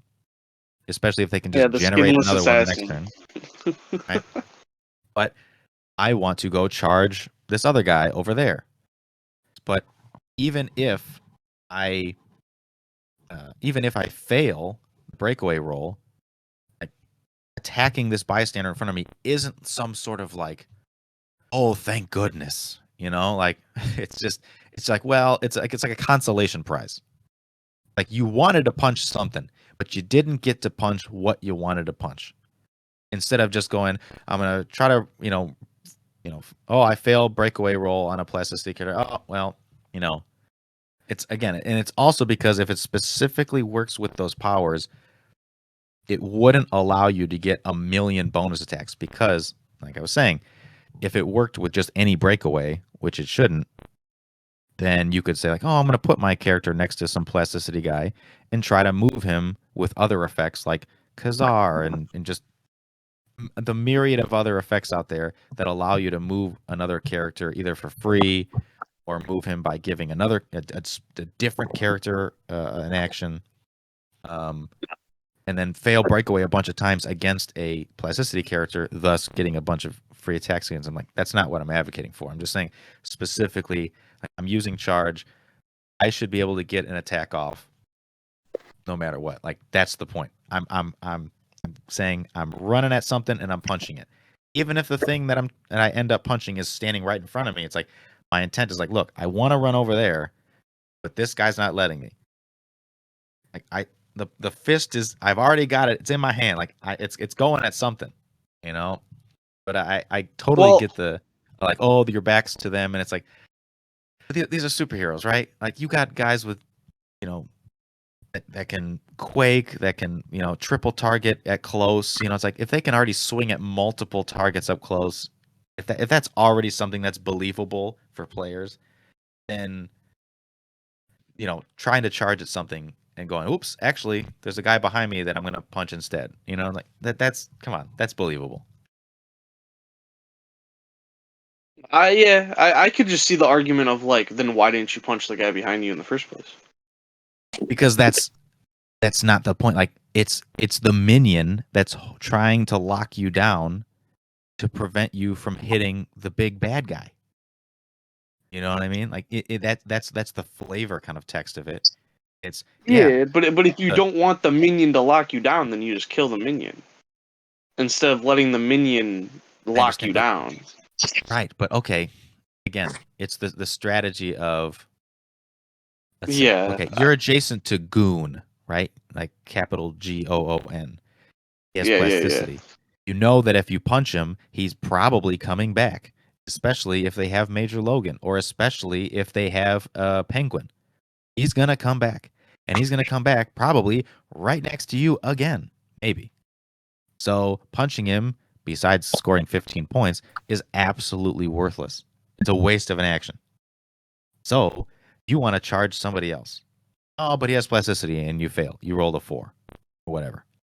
Well, you should still be able to punch him. Like he's standing right in front of you. And the intent of that action was to make a close attack. So that's just my spiel. I think specifically for charge, running shot, hypersonic, that for those using those standard powers, because if you tie it to that, that means there's a limit to how many times you could use it. You know, you can only use it costed action one time per turn. You can use it as a free action one time per turn. So therefore, even if you failed breakaway twice a turn, you still get the amount of tax that you're making per turn is the same, whether or not you break away or you don't. So that's my thing. What if they made it, just putting it out there, where if you miss the breakaway, the opponent gets +1 defense? I think that's too many. It's just why they're you're getting hit by the same character. I mean, like, you know, it gets rid of the feel bad moment, but it's still like it's not going to be Yes, the again, easiest punch. the consolation prize is you're attacking a character that you don't want to attack. You're breaking away because you don't want to attack them. That's why you're breaking away. And then saying, "Oh, well, you have to attack them anyway." It's like, "Oh, well, all right." And sometimes it might be a character that you don't want to attack at all. You're like, "Oh, there's a guy that's next to me. And he has plasticity and mystics. I don't want to attack him, but I'm forced to roll breakaway." So You know? then Or is the so then it would become a May attack? no, it would just be just like charge, where it's like if you can, you have to. You know, obviously if you can't, you know, if they roll shape change or something, you're like, oh, well, there's no target. You know, then you don't do it. But Well, then that would feel worse than missing a breakaway. Like you said, if like let's say I was playing Sky Tyrant, right? We're going to there, and Sky Tyrant gets locked up by a plasticity Mystics figure. I miss my breakaway. Sky Tyrant ignores characters, right? So Well, I'm just putting it out there. Let's say Orange Proteus is also next to him, and he's not like banned. Okay, let's just go all in here. We'll say that Sky Tyrant misses, right? The breakaway. Then he hits the person because he's forced to. He takes a Mystic's damage. He loses his charge flurry and is moved back, and now you feel even worse than if you just miss the breakaway. I would much rather miss my breakaway than lose my insanely powerful ability. Because on that click, my opponent doesn't need to attack me. So I Well, think it's a I would trade-off argue that doesn't why. feel I great. would argue again. This is I think you're assuming like you're playing the game not knowing the rules. If you know that if you are adjacent to this character, if you know you're going to be in that situation, I don't think you would just place your character there. I think that's called a misplay, and you're saying that the game feels bad because I misplayed. It's like, yeah, that's what happens. I'm just saying, like, a world like Grant. Yeah, we know how it works. I'm just saying there's going to be one situation where you go, or where your opponent alphas you, places a character next to your charge piece, and that charge piece does not want to attack a person with mystics, and then they're going to fail their breakaway, and then they're going to be forced into a mystics attack, and they're going to lose a power that's going to basically lose you the game because of a rule change. I feel like that's more of the player that's using a mystics piece. I feel like that just makes them either like they're using a better strategy at that point, or it's making pieces that normally wouldn't see play. You know, like I feel like I can see that. I'm just saying, it's like you go from feel bad moment to still feel bad moments. Because, Yeah. like, there's so many times where you hit the 50-50, but the 1 or 2 times that you don't, it sucks. But in, like, Right. that situation, it's like you play against that one team, you're like, oh, well, like, I lost this game because I got countered because they went first, and they were able to put a character in front of my character. Okay, so then to your point, let's do that. Let's just say it's May. Let's say the rules are if a character uses charge, running shot, or hypersonic and fails breakaway, they may still make an attack that action. For example, the rules, as they're written, currently they would say, when a character fails breakaway, they can't do all of these things, right? For the rest of the action. Then they would have a kind of an exception line to say, except if a character is using charge, running shot, or hypersonic, if they fail breakaway during those actions, they are still able to make an attack. And then they would probably put like in parentheses, like in the case of hypersonic, the attack may be close or ranged because that's what they can give you. But and then for the case of obviously running shot, the attack would have to be ranged. I think it would be nice because then you'd lose the shit moment, like I just lost the game because I missed this one breakaway roll. But that's also like one of the biggest like luck-based things in the game left. I feel like out of all the rules, that feels like the most truly luck-based part of the game. Because like rollouts have been you could easily get around rollouts, you could easily get around blades, but like breakaway has kind of been like the one where it's like less important and not sought after, and then now it's like plasticity has no effect anymore if the rule change happened. If that was to be a rule change, plasticity feels like an actual almost useless power because I'm gonna lock you up, but now you're just gonna hit this character, which yes, you get there's the mystic stuff, yeah, but still it's like my plasticity piece was supposed to be like preventing you from attacking my piece / point denial, because you probably don't want to attack this piece, but if you're forced into it, or you have the option to after everything else has failed, you're still gonna get some points out of this, and that feels like plasticity is useless then. I still don't get how you. I shouldn't say I still don't get. If plasticity at the end of the day, kind of like what is plasticity? What's the goal of plasticity? So plasticity, the goal of it, I feel, is to effectively prevent your opponent from attacking a specific character, right? Or a group of specific characters, right? That's all it is. That's all the only thing it's doing. It's not saying like when we say like, oh, lock, it's a lockdown character. Like, oh, so they have to roll breakaway against it. Why? Because they need to roll breakaway against it to attack another character, right? If you're attacking a character that can, make range attacks out of adjacency, that's probably not the character you can lock down. You're like, well, I can't lock him down anymore. Why? Well, because he can still shoot anybody he wants. All right, well, so plasticity does nothing against them. So plasticity only does things against characters who, in any other situation, would be able to attack whoever they want, but because they're adjacent to it, a plasticity character, really to any opposing character, but specifically for plasticity, they have a very hard time, saying like, now you are, unless you get very lucky, you can't attack anybody else on my team except this character. And what usually happens, and what we see for a lot of game design is, a lot of plasticity figures have like shape change and super senses, which I'm not saying that, I'm not trying to put that in this argument of saying like they all do, but it's a lot of them do, in the sense of they make it so not only do you not want to target them because you want to target somebody else, but targeting them would usually result in a miss regardless, or wouldn't result in a hit, is what I should say. So the idea that's like, all right, I'm gonna throw again. I'll just use goon. I'm gonna throw a goon next to somebody. Right? He wants to charge away and punch somebody else, but he fails breakaway.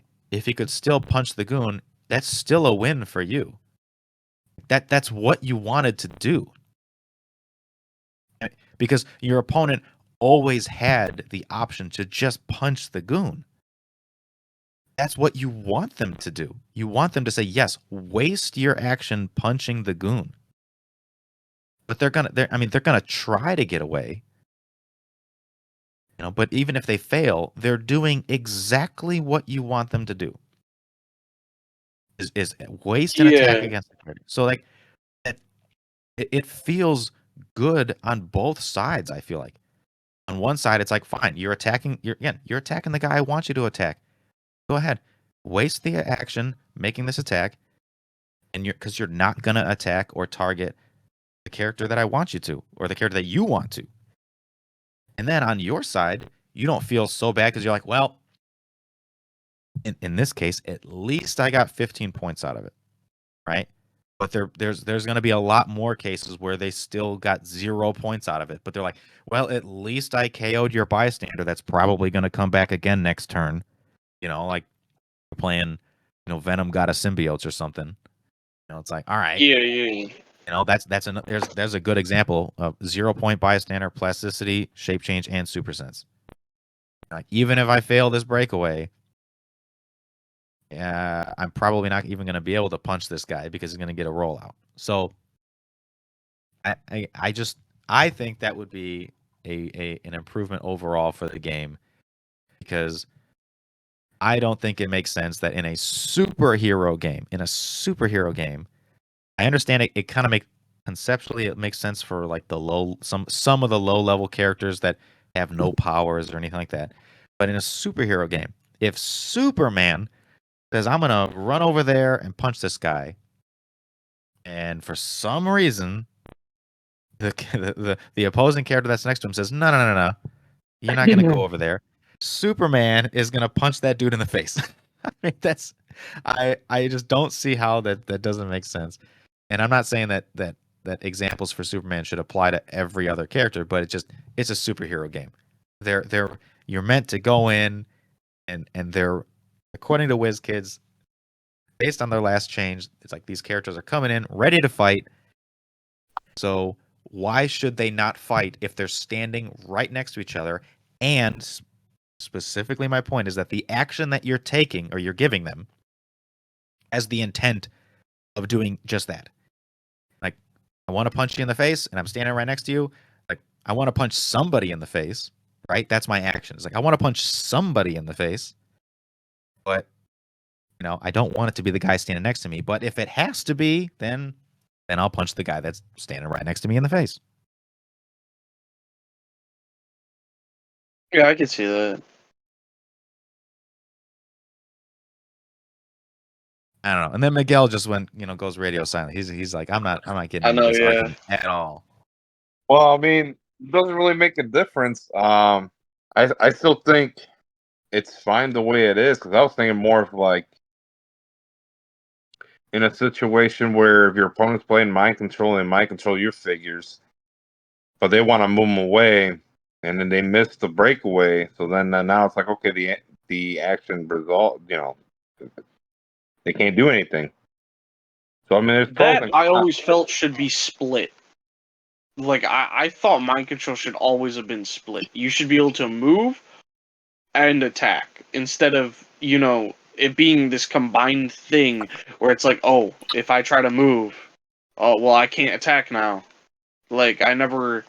That was really the only one that I kept looking at that did not make sense.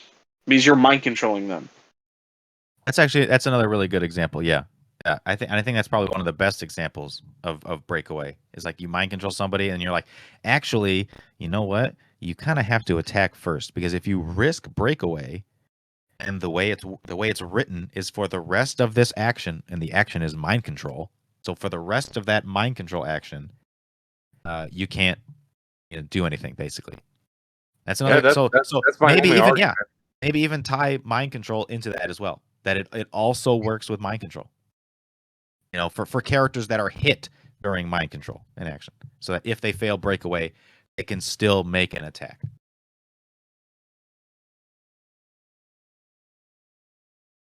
Yep, that is my only thing with that. I'm not disagreeing, and I'm not agreeing. There's one power that I wish would be like on more figures, or like have the ability to give it out more. Is like Earthbound Neutralize, because it's like literally an Why unheard of did I power. think you were gonna say that? Earthbound neutralized. Because like it's unheard of. Like if you look at the PAC, every single ability is used. Even Leap Climb has been used more. Like that used to be like no one. Now there's people with Leap Climb, but there is no one with Earthbound Neutralized. And I understand that you don't want it on a figure, but there's no way to give it out. Like no one gives it out. Maybe they should make a DC version of an emotional modifier. But I'm just like, like I've always kind of wondered that. It's like, why is this like power even in the game if we're not even gonna, if WizKids ain't gonna put it on any character? Like I know we went from the time, I think I think it was with one of the Fantastic Four sets it started, or one of the sets it started, and then they started not doing any more hypersonic, and then going into like hypersonic characters would have like full movement charge and stuff. And then they brought back hyper, but like I think the last character I know of that had Earthbound Neutralize was like the Ellie Storm, and it was on her like stop clicks because she basically can't fly anymore. I could have But I sworn thought that should something be an in. ability that should be able to be given out, like free action, give a character Earthbound Neutralize. I don't think Yeah, it'd be a doesn't. free action. No, I mean, so a character like that already exists, but we're just probably not aware of them because they're never played. But I thought something like that existed in Black Panther, but I'm looking it up and it's not coming up as far as Like giving I somebody. remember, there's obviously like we've had Orange Proteus that does that type of stuff, but it's not been the power. Like I know there's been some figures that have given it, but there's not been any good figures, I should say, that have Yeah, given Earthbound Neutralize out to people. And that I think is like, I get it's like this niche power, but like some characters get affected by it, and I think it should just be like used more. Like, Yeah, right you know, now if the only one that's coming up right now that's modern age is the Legacy Hammer. He has a damage power that's just free. Choose an opposing character within 4 squares in line of fire. The chosen character can use Earthbound Neutralized until your next turn.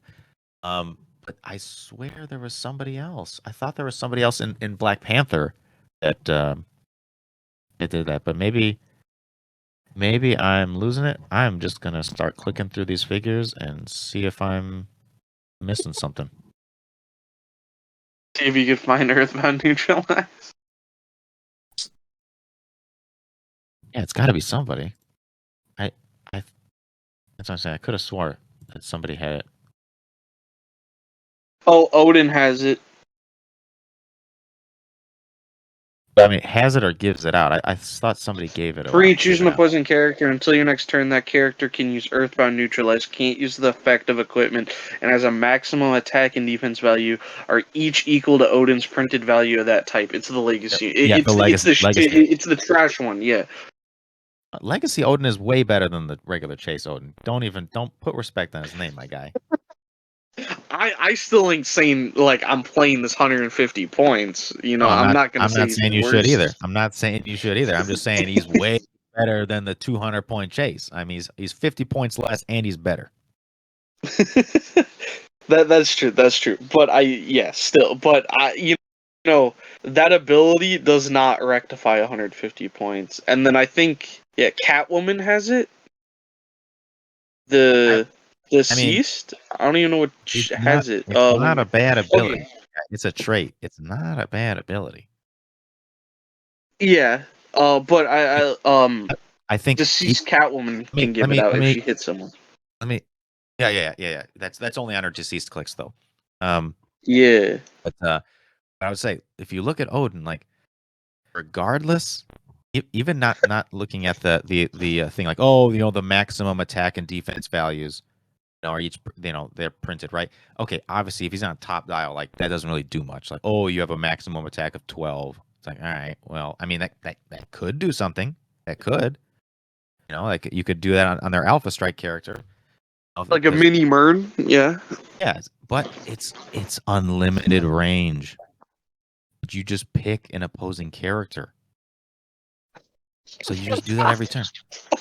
So it's literally whatever the Alpha Strike character they have. Again, I'm not advocating that this piece is going to be meta, but I mean like it's pretty solid because you just pick somebody and you're just like, yeah, you can't use equipment, so like, oh, and I'm just saying like, for example, in Silver Age, well, minus the fact that Darkseid breaks Silver Age, but in Silver Age, like, oh, hey, Sky Tyrant with your power gem. No, you're, you can't really do anything. Like your power gem doesn't work. You can only get basically +1 attack instead of +3, and that's it. Yeah, Like, but I right. mean, if you're going to use Odin for a 50-point character, I mean, that's kind of a wash right there. No, what I'm saying is that I think a lot of people are looking at that trait and thinking to themselves like, ooh, yeah, when he gets to like middle dial and he has a 9 attack and 3 damage, wow, that's or I should say 9 attack and 17 defense is the attack and defense that he gives. Like that's really strong, and I agree, that's insane. For free, giving anybody on the map a max 9 attack or 17 defense, it's like it's an unlimited range Black Leopard, but it's against one character, but you just pick them. You just say you are basically dead this turn. I totally like that's really great, and I think that's what people are seeing that ability as is like, ooh, wow, like once he gets hit, that's his comeback mechanic, right? It's like, Holy bro, yeah, because this doesn't stay within range. Just to right, shoot someone. that's what I'm saying. Oh, So that's not bad. even at top dial, you just pick someone and say, no, you can't use your equipment, and you get Earthbound Neutralized. Just at top dial, you just pick someone. No, you like, so you're like, oh snap, like, all right, that might change how the opponent plays their next turn. Again, I'm not saying that that's competitive meta. I'm just saying it's pretty good. Way better.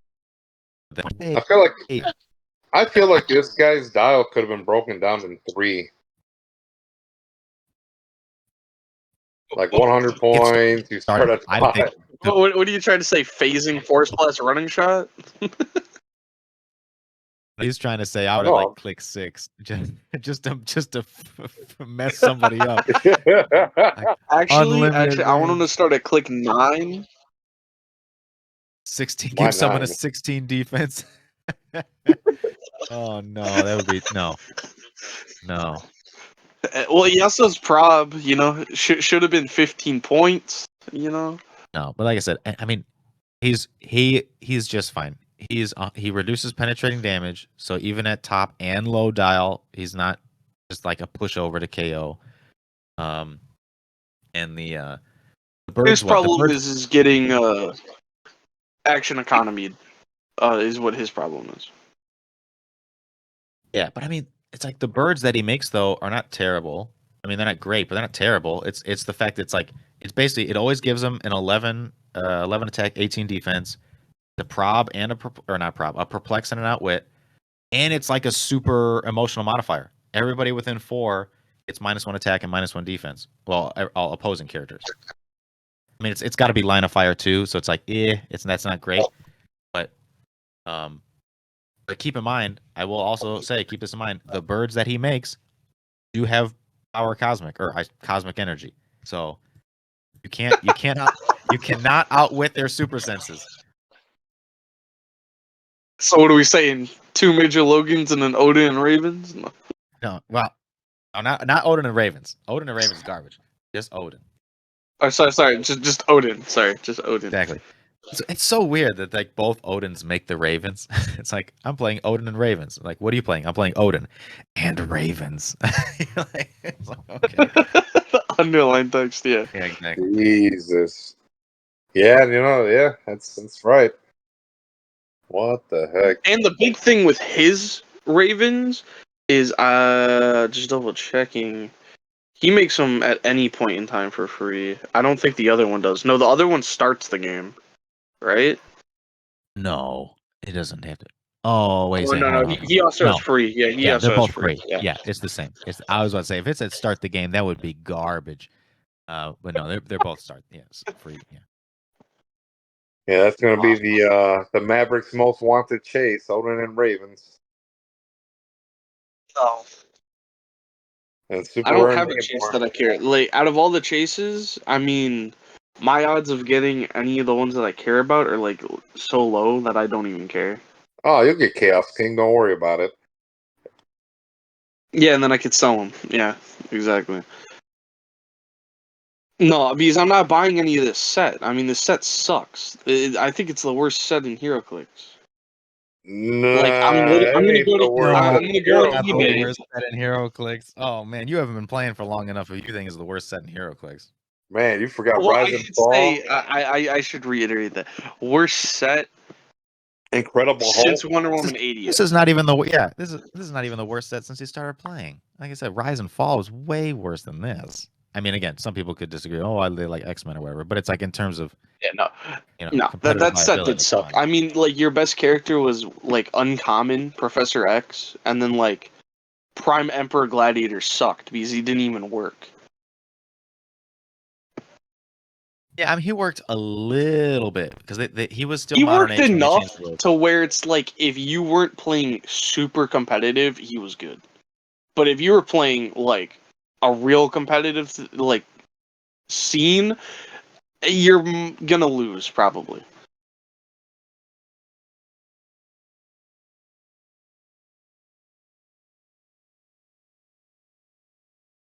I don't know. Like I said, I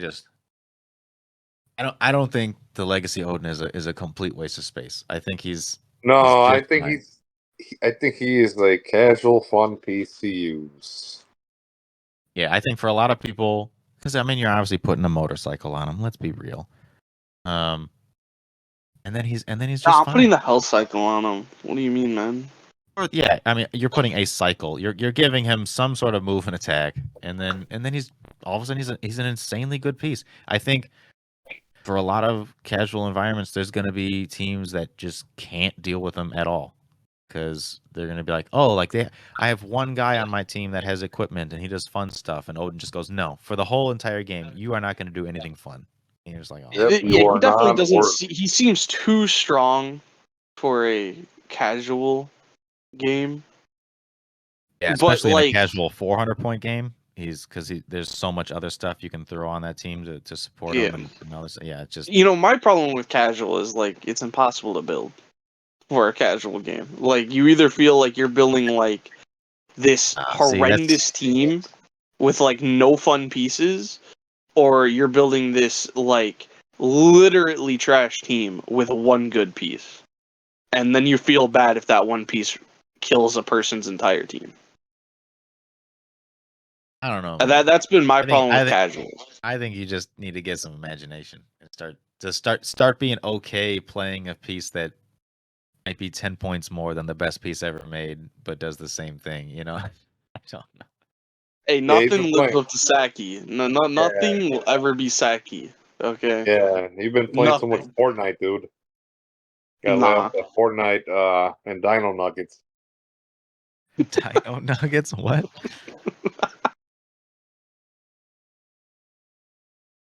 No imagination. Yeah. Miguel, did you have one of those Odins from the collection? Dude, I didn't even bother looking. I probably do.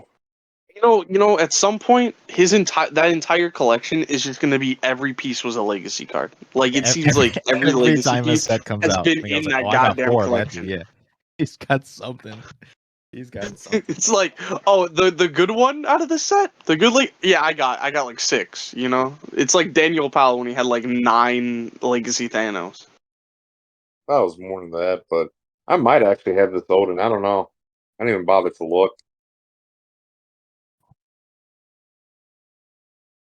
Yeah, because if you got one, assuming we are able to also get a legacy card, I would be interested. I know. Well, didn't we get one? Because I think the legacy card. No, that was Logan. Logan got the legacy card. But that's what he pulled. Yeah, he pulled the Odin legacy card. Yeah, Woo! All right. Well, I'm gonna have to. because I know that I think Rick bought one. Yeah, Rick did buy one. He should be coming out on Sunday. I think Steve said he's driving him to the zone, so Oh, okay. I'm gonna have a conversation with the kid and be like, "Hey, listen." Okay, Matt. I'll be looking at that Odin card. Like, I likes you and I wants you. We can do this the easy way or the hard way. I don't know if man, I don't think you should be telling that to a kid, but No, I'm saying it. I'm saying it. I'm oh, saying it to the Odin card. I'm saying it to the card, not to the. Jesus Christ, man. I know what you meant. I just had to put the Yeah, pun you just intended. kind of yeah. Yeah. This is why we can't, do a podcast, Miguel. Yeah, Miguel's like, and you guys are pedophiles. All right. Just But we're gonna have that. I marked. I mean, like I said, I've since deleted the older videos, but on every video I upload, I specifically click like this is not suitable for children, because I have no idea. I'm never gonna go back and re-listen to everything that we say, and especially Yeah. the amount of this stuff is, that I ramble on about. I probably swear way too much and say this off is not the wall shit. PG-13. I think we've watched it like enough, like between the three of us without swearing. But there's been a couple times. Yeah. For Plus, I all don't of want us. to keep listening to Maverick's voice. Oh, wow, I see how it is, man. We're bringing him on the call and just shut the hell up the whole time. I don't want to hear that shit. Oh, Opinions Going about- back to Red, White, and Clix, the only other question that I had is, how did you guys feel about the prizing? Like, not raffle, just I like the think- direct. I think that's a question we already answered before. Well, yeah, I just think. Well, either way, I'll answer it again. It's just the, I think because we went because we went to Adepticon, and because Miguel didn't, but I'll just say because we, a lot of the other group did, because we went to Worlds. I think the prizing felt like okay, because we already won all of that stuff before. But if you didn't go to Adepticons and you didn't go to Worlds and you made top cut, this probably felt like the greatest thing of your life. You're like, holy crap! Like this is insane. You got a lot of stuff for $40 if you didn't go to those, because it was I mean, obviously you got the participation prizes. which and we still gotta get PJ to mail us out the replacement for whatever Cat Pegasus is going to be.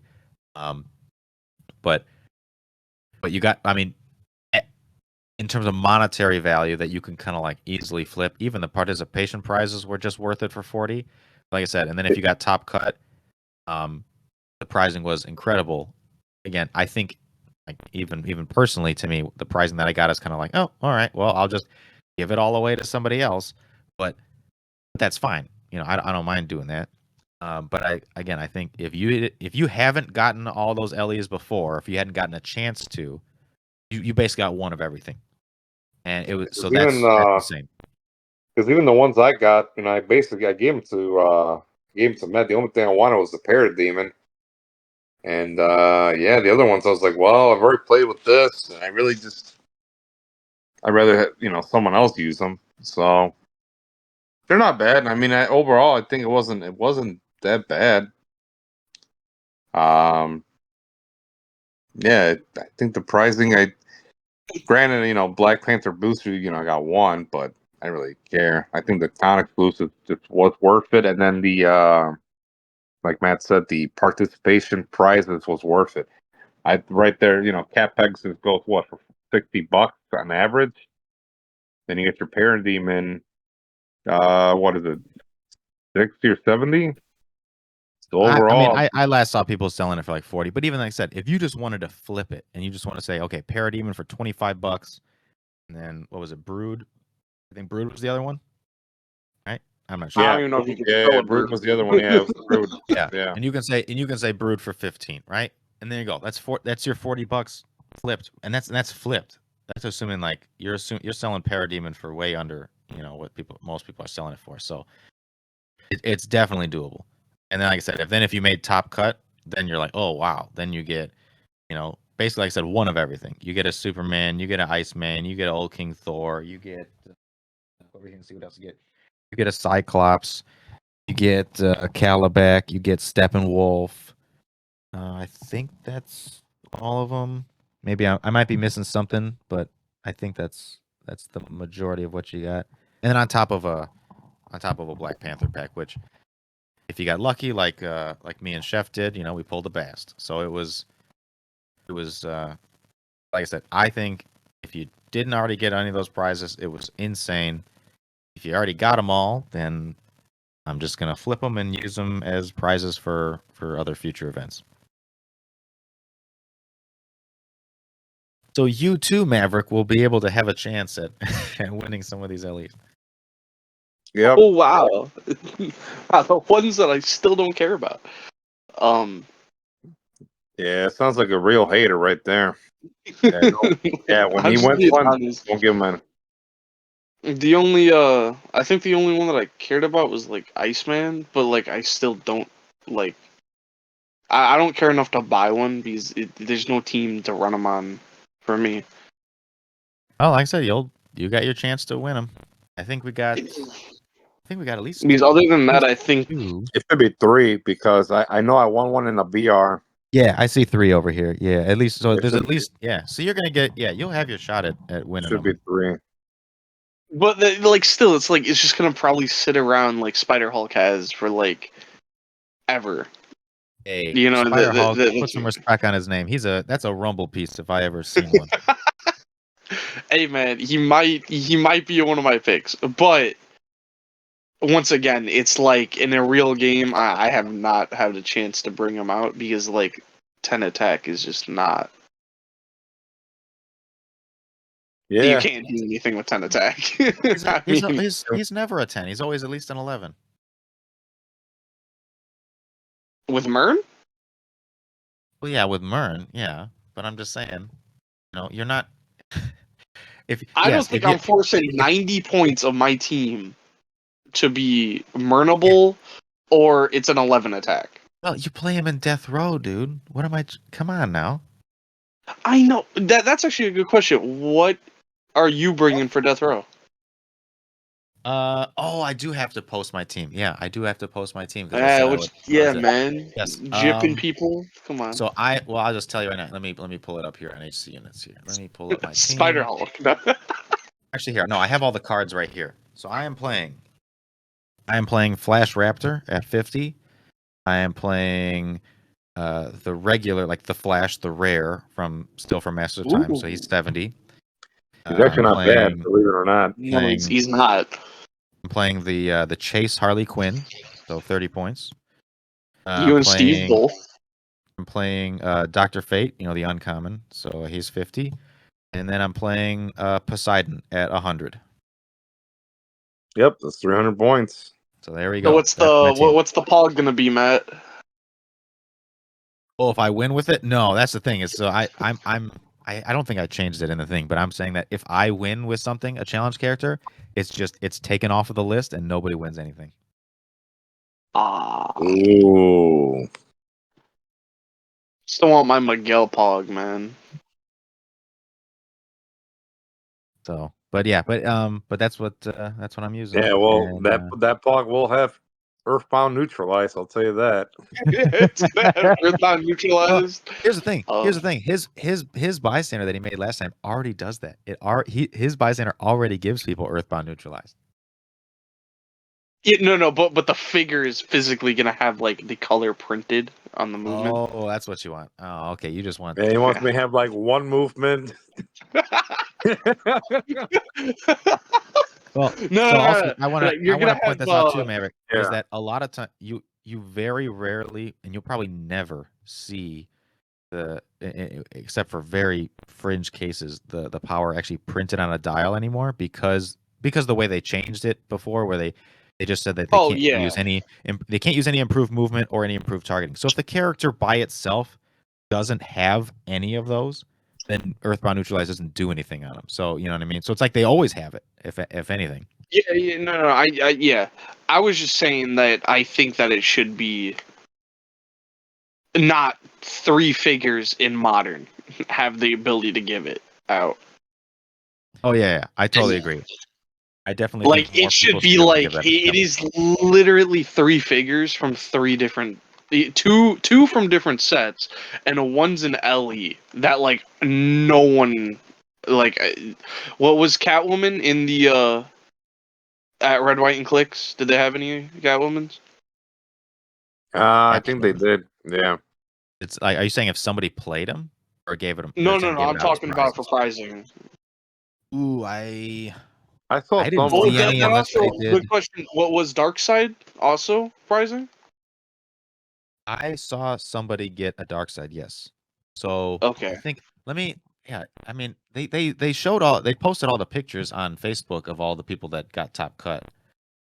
Let me see here. Go red. But yeah, white, it's like green. 3 figures in all of modern. I mean, that's kind of ridiculous for a power that's been out for a long time. Let's see. But it's always kind of been like unused. Where's the one where it's like it's all the top cut? Did PJ do it? I think PJ's the one who posted it, right? Click. I think it's Critical Click. See, I think PJ's the one who posted about it. Is it Critical Clicks? I'm not. Yeah. Yeah, it's No. Critical Clicks. You'll see all the pictures there. Yeah. Let's see. Well, then answer the question, Miguel. God damn. I Okay, already here we go. told you. Yep, I see it. Yeah, because there's Logan. Yeah, There's it literally me. There's told you it's you. Critical Clicks. I don't know what you want me to tell you. All right. Well, I'm going through right now. Let's see. I can't see that. Can't see that. They're all the same. All the same. All right. Okay. Let's see. They also gave out battle gnomes. I saw that. Yep. Hold on. I'm still going here. They gave out battle gnomes.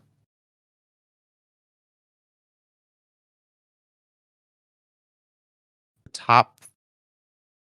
I can't tell exactly. Like top 4 and top 2, they don't show what they were given. But I could have sworn I saw somebody that is like, a box, like the sealed dark side. So maybe I'm making that up, but it is what it is.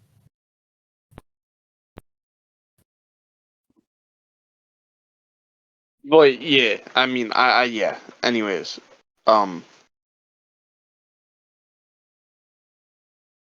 I think it was. I think it's an ability that just needs to be represented. Yeah, but like I said, it's tough to um Well, I mean, if you even have the even if you ability to give it give to like Chase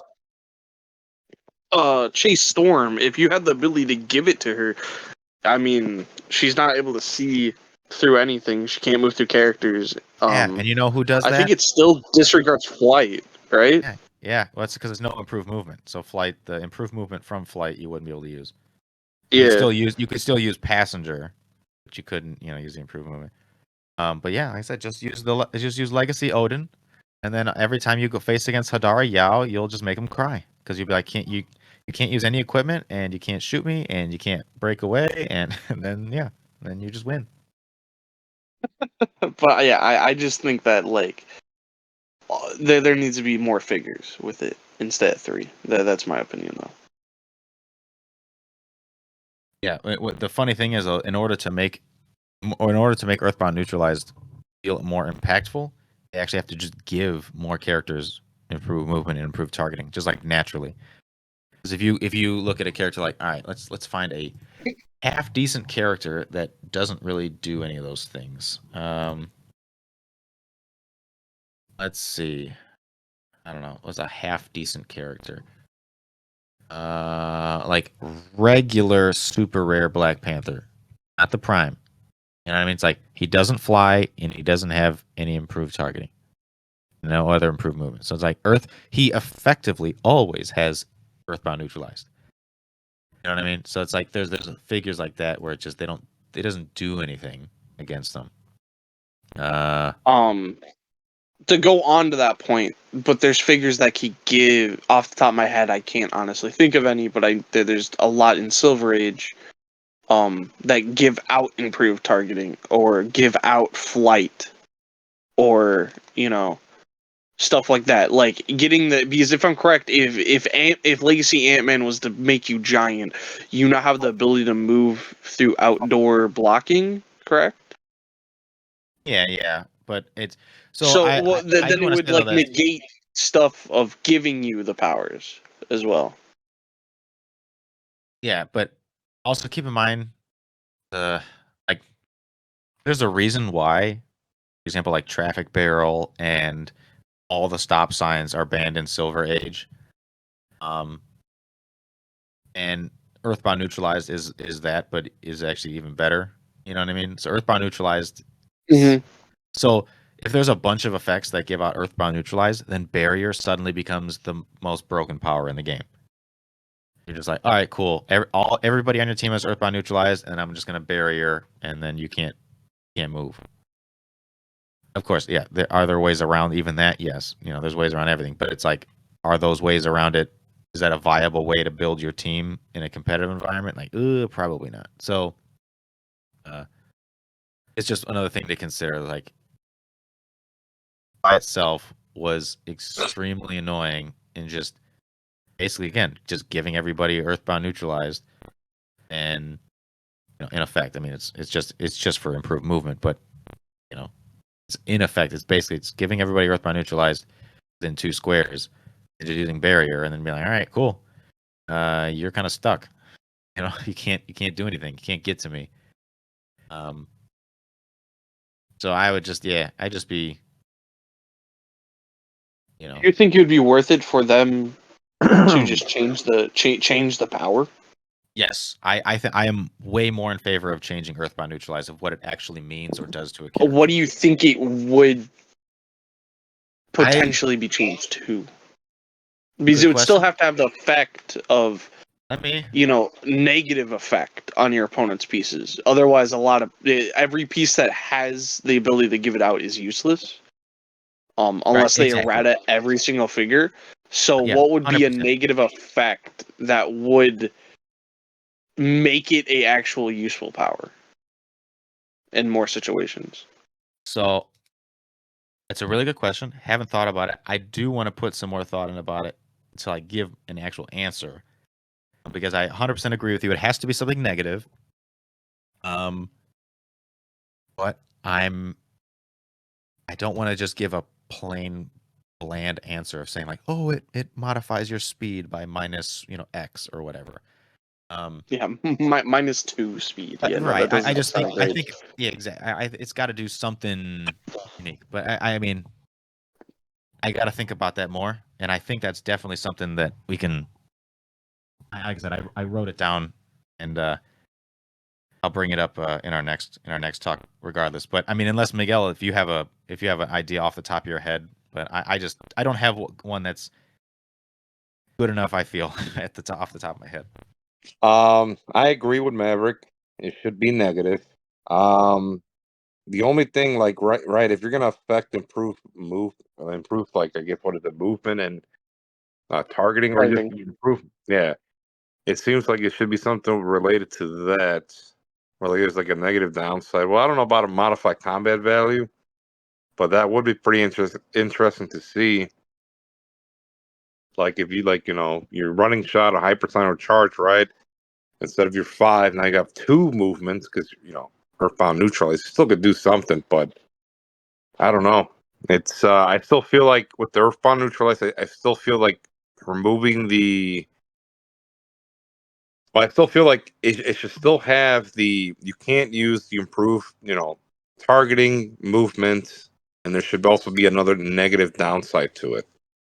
Do you think removing the ability to carry figures with flight as another added thing, and also adding onto that, dolphin symbol turns into the boot symbol. So like flight and dolphin, if you have earthbound neutralized, cannot be used, and your character just has the boot symbol. So that you can't hide in your water terrain if my character is able to give it to you. Nah, And then I don't same with think that does. I don't think that makes a difference, though. I mean, think about it, right? You're gonna tell King Shark you're not a fish anymore. hey man, he does have feet, and he Doesn't does matter. You're gonna tell. You're he's gonna in the tell. walk. That's what I'm saying. Like you're gonna say that the people that are animals. Well, you're not an animal anymore. That doesn't make any sense. Well, I'm just trying to throw out ideas. Like if you strip them Oh, from that no, you're ability. just trying to figure out the solution now, Maverick, and we're not trying to do that. We're just No, spitballing ideas. I'm just that was just the first one that kind of came to mind that might add extra thing, because I think not being able to carry figures, because that's a big part of flight, is it's not just the improved movement from flight, it's being able to carry figures because of enhancement in power, and then Weasel gives out +1 attack, lots of stuff like that. Removing carry is a big part of the game. Yeah, and you can see that, especially when it's one of the reasons why the Colossal Ultra Humanite is so expensive, is because his trait of just saying, opposing characters can't carry more than one other character. So all of your, taxi teams and everything like that just basically don't exist anymore. Because you're like, well, if my opponent is playing Ultra Humanite, I automatically lose. So, Yeah. but yeah, like I said, I have to think about it more, because I'm it's one of definitely those gonna it's one of those also. powers where it's like I think it's like, because you can think of so many things that are like negative downsides, and that they all fit the theme of what Earthbound neutralizes. Like, okay, obviously Earthbound, right? That you can't fly. Got it. So if you can't fly, um, I get the idea of like, oh, you can't carry anymore. But I think I think you should still be able to carry. I think you can't use passenger. You know what I mean? Like, because carrying a tiny, like, your standard size character that can fly, you have Earthbound neutralized. It still makes sense that you can carry a tiny character. It makes sense because that's part of the inherent rules of You carry. could hold Ant-Man in your hand while you run. That Right, makes sense. exactly. Yeah. So I don't think that you should have passenger 0, because that means you literally can't carry anybody. But I think it's just you can't use passenger. I think that's a Or better. what if it was like you can't carry characters of equal or equal or more size? Well, you That's couldn't exactly do what that. you can't use passenger means. Yeah. The only way of Okay. carrying a character of the same size as passenger, and you can't carry characters that are larger than you unless you have an effect which specifically states you can.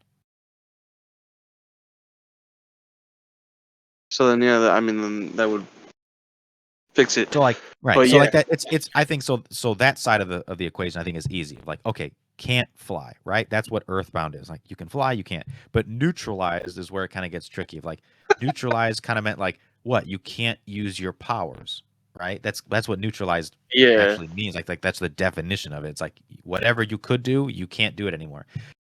But obviously we can't just say, Well, I don't "Oh, want to they go can't as use far as powers." saying you can't use your like hypersonic anymore. It's like Yeah, you it can't feels like you can't use slowing passenger them and you down. can't do that. Yeah, it feels like it's just like we're gonna slow you down.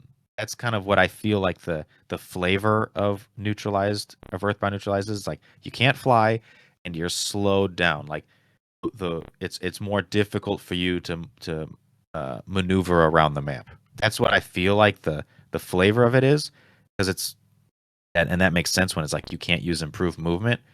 But I feel like I feel like just doing something that more directly interacts with how the character moves around the map, other than improved movement, because I feel like that's where the problem of it was. And I think we, like I said, we saw it a lot with stop signs, and we still see it with the nifty traffic barrel of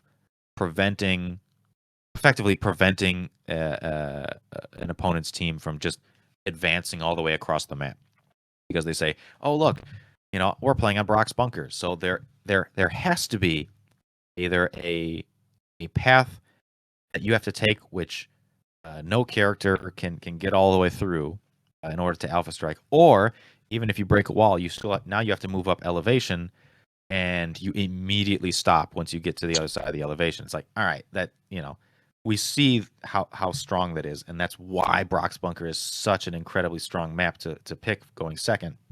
But I think that there's other ways that there's other things that you can do to Earthbound neutralize that, in a sense, tone it down, but not enough so that it feels worthless, but enough so that even if you applied Earthbound neutralize to every single opposing character, it wouldn't feel like, to the opponent, it wouldn't feel like, oh, I automatically lose the game because I can't do anything on my turn. I feel like it should just be like you are slowed down. You can still do whatever you want, whatever your game plan is, but it's just slowed down and not effectively like you can't move close to me, like So, but again, I just have to put a little more thought into it as far as how the movement thing would work, because I feel like just throwing out ideas would either be my ideas would either be insanely overtuned or have no impact on the game. So It makes sense. Yeah. But yeah, like I said, I wrote it down. I'll bring it up next time.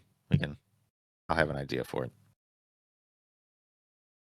Nice. I think the next thing would be like, what do you think the next limited team win is going to be with what is out for the limited events? I haven't even really thinking about Because that. I've Let me been go looking look through it and I'm at like, it's kind of hard to tell what to play. Oh yeah, okay. So this is this is the Masters of Time one. Yeah. I don't know. So it would just be probably Black Panther and Eagle, yeah. Yeah, but I mean, it's fine because we actually didn't do a limited event for Masters of Time, because originally Black Panther was going to come out so much, very quickly after Masters of Time, so we actually didn't have a chance to run an event because we had like the Bling Bash and other stuff. So, Yeah. So yeah, I mean, this is actually technically on schedule, so it's going to be the best stuff from Masters of Time. You're going to see Perdegaton, obviously, and You don't think anything from past sets at all, pretty much? Masters of Time is such a strong set. I mean, you can make like even in Death Row. My thought is if team I I'm just using brought for the Death Row same is team. all Masters of Time. it's 100% Masters of Time I'm using for Death Row, and you look at the stuff that was banned in Death Row, and most of it is Masters of Time. Like that's Yeah. it's such a strong set where that even after, let's see, what I don't know, like at least 20. I feel like at least 20 things. 1, 2, 3, 4,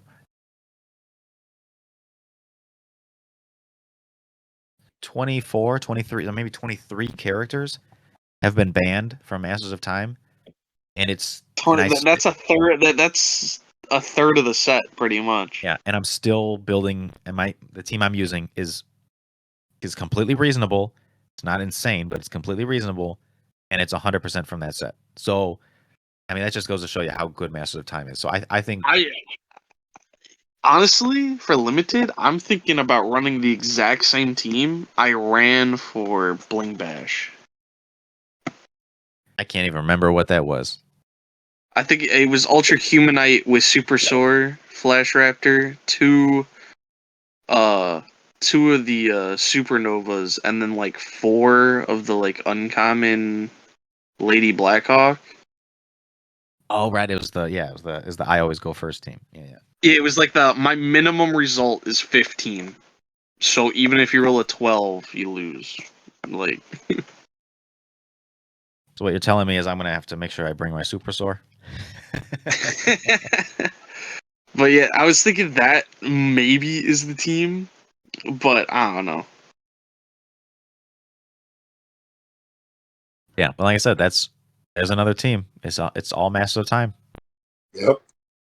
Yeah, that's the thing. It is almost Not a bad thing. because it feels like that team would do better in a not outside of the Bling Bash scenario that we had. Because just bronze tabs and uncommons, it felt like certain teams were more built in a way because of that scenario, which affected how well the Time Stealers team did. But Time Stealers, the version that I played, I think has a more higher potential in a non restricted format because it feels like the pieces that it's going to go up against are a little less. I mean, I wouldn't say like repulsive, but Starro teams are still going to do really well in limited because Elsa Bloodstone's banned for that. yeah. But next how are you event. healing your Starro? You don't have Cosmo. Oh, you're absolutely right. See, this is the things where I'm like, Oh, was well, Like I was yeah, like, he's yeah, not I in a thought set. about that. I'm like, Yeah. and even if I run against Starro again, I auto win because I kill all your Starro fights in one turn, and your Starro doesn't do enough damage to have the game will run out of time like it did for me the last time. It's just there's so much that you have to KO on my team that your Starro's not able to do that much damage. Yeah. So, but like I said, it's going to be something for Masters of Time. I just, and then there's going to be the next ban list that people make for it. There's going to probably be all Masters of Time stuff. And yeah, we'll see. But I think, like I said, I think Masters of Time is the strongest set we've got in a very long time, and you're seeing it in Death Row. Seeing it, can see it. What's the whole thing about Dark Side and Silver Age, by the way, that I've been hearing about? I mean, I don't think I could explain it really quick, but as far as the whole conversation of it, I don't think I have a lot of time or enough time to go through the whole thing. But it's basically real quickly. It's this: when Darkseid breaks the blocking terrain, opposing characters that are adjacent to that blocking terrain take 2 unavoidable damage. Right. Yeah. So, well, it's when he destroys a terrain marker, but it's it's blocking terrain. So, in the way that blocking terrain is destroyed when you move, it's like 1 square at a time. So, if you place barrier and then Darkseid runs through it, which he can, and he destroys it when he runs through it, and effectively nothing can stop him except, well, actually in Silver Age, nothing can stop him because traffic barrel, and stop signs are all banned. So there are very few things that can stop him aside from things that give him Earthbound neutralized. And he runs through all the blocking that you make, and then for each one he destroys, everybody around it takes 2 unavoidable damage. And so basically you are dealing, because you are going to give him the, I forgot which ring it is, but the Mandarin ring that makes blocking. And then Zero ring. Yeah, and then you're also playing Proteus, so you have another free source of blocking. And okay, so if it's 0 ring, let me type in 0 just so I'm not making this up. It makes 1. Yes, Square. it's 1, but does it also give you regular barrier? No. Yes, it's barrier, comma, incapacitate. Barrier is free, but only to generate 1 marker. So you can use barrier as a costed action as well. So it's like effectively like imagine this kind of thing. You're gonna TK up Darkseid. You can move him again up with Khazar, and then you free barrier once. You power action barrier for 4 more. You can get Proteus up to do I think 2 more barrier. That's a total of like 7 barrier that's on the field, and then you have Darkseid run through it all. And you're like, okay. And this is just all like theoretical stuff here, but it's like there's 14 unavoidable damage to being done, but a lot of it is to the same character that's stacking. So effectively, it's like almost like the vast majority of opposing characters take between 2 and 6 unavoidable damage, and you don't roll dice, and the effectiveness of that power of that combo doesn't diminish no matter how much damage Darkseid takes. Doesn't matter if he's on his first click or last click, you are still taking the same amount of damage, and your opponent doesn't have to roll any dice. Well, the Darkseid's team doesn't have to roll any dice to do that. They just have to say the words, and then you take unavoidable damage. That's crazy. So like I said, we could get into more of it, probably next time. But I'm gonna have to jump off in a couple minutes here. But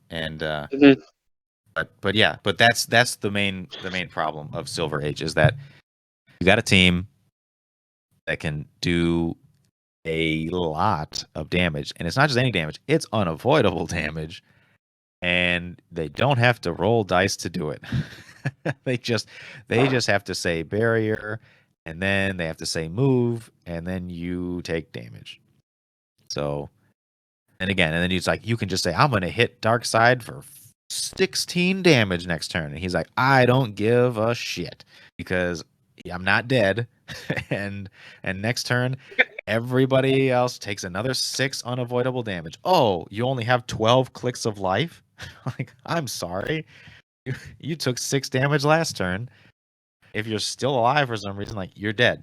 So it's effectively in 2 turns you can KO virtually any team, and then in a normal competitive team, he effectively destroys it in 1 turn because every support character is KO'd on the same turn. Of course, your opponent can position and stuff like that, try to get out of it, but it's definitely a problem. But having explained that to you, I think I'm definitely going to also write that down because I want to see if there's anything that you come up with, Maverick. 24/16 map. That beats it.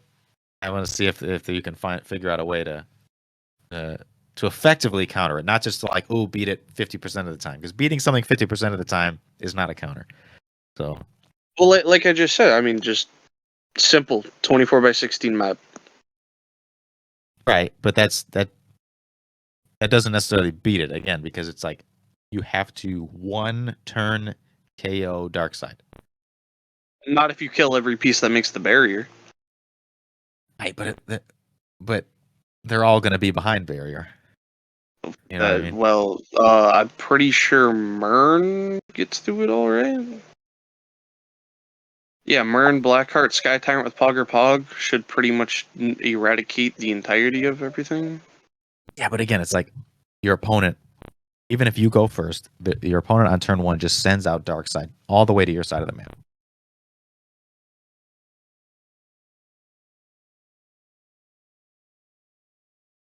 Yeah.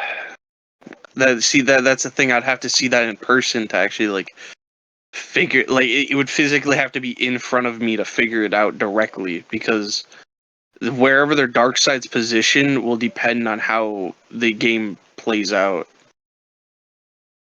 Because if it's not like there's ways to get around the dark side if they want to chuck it in front of me. It's just the fact of like I just need to get to your barrier pieces. That's pretty much it. Because if I kill your Khazar, which Blackheart kills in 1 turn, that's pretty much probably the game. Because then I just have to kill your other little characters and then just position not adjacent to blocking, which I just go to like I think the graveyard is still a legal map. I'm not sure, I but think. I'd imagine it would be. Yeah. Yeah, so then I just go graveyard. So you have 0 barrier. I'm out in the open. You could chuck your dark side up here, and then I have my first turn, or whatever. And it's like, well, I'm just gonna kill all your barrier. That's pretty much it. No, like I said, there's definitely ways to like you can make a hard counter team, but then it's like, is that hard counter team is it good against normal? I'm gonna use air if quotes, we're normal going, Silver Age teams. yeah, if we're going, just real quick thing, it's like he needs an errata. Just that's it. Yeah, the obvious thing is his It ability needs just to be needs like to a say once per turn. Yep, once per Yeah. turn when he destroys a terrain marker. That very simple, very simple. Yeah. All Well, right. it was You got event- any last words to say, Miguel, before we sign off? No, I think Maverick said everything I wanted to say. Yeah, he's good for that, huh? Hey, it's good for running the show. What? No, I talk the most, and I talk way too much a lot of times. No, So that's fine. I don't mind. I mean, the point got across. I mean, that's what the big thing was. So, ain't a big deal. All right. Well, I'll get this. Stop this here, and catch you guys next time.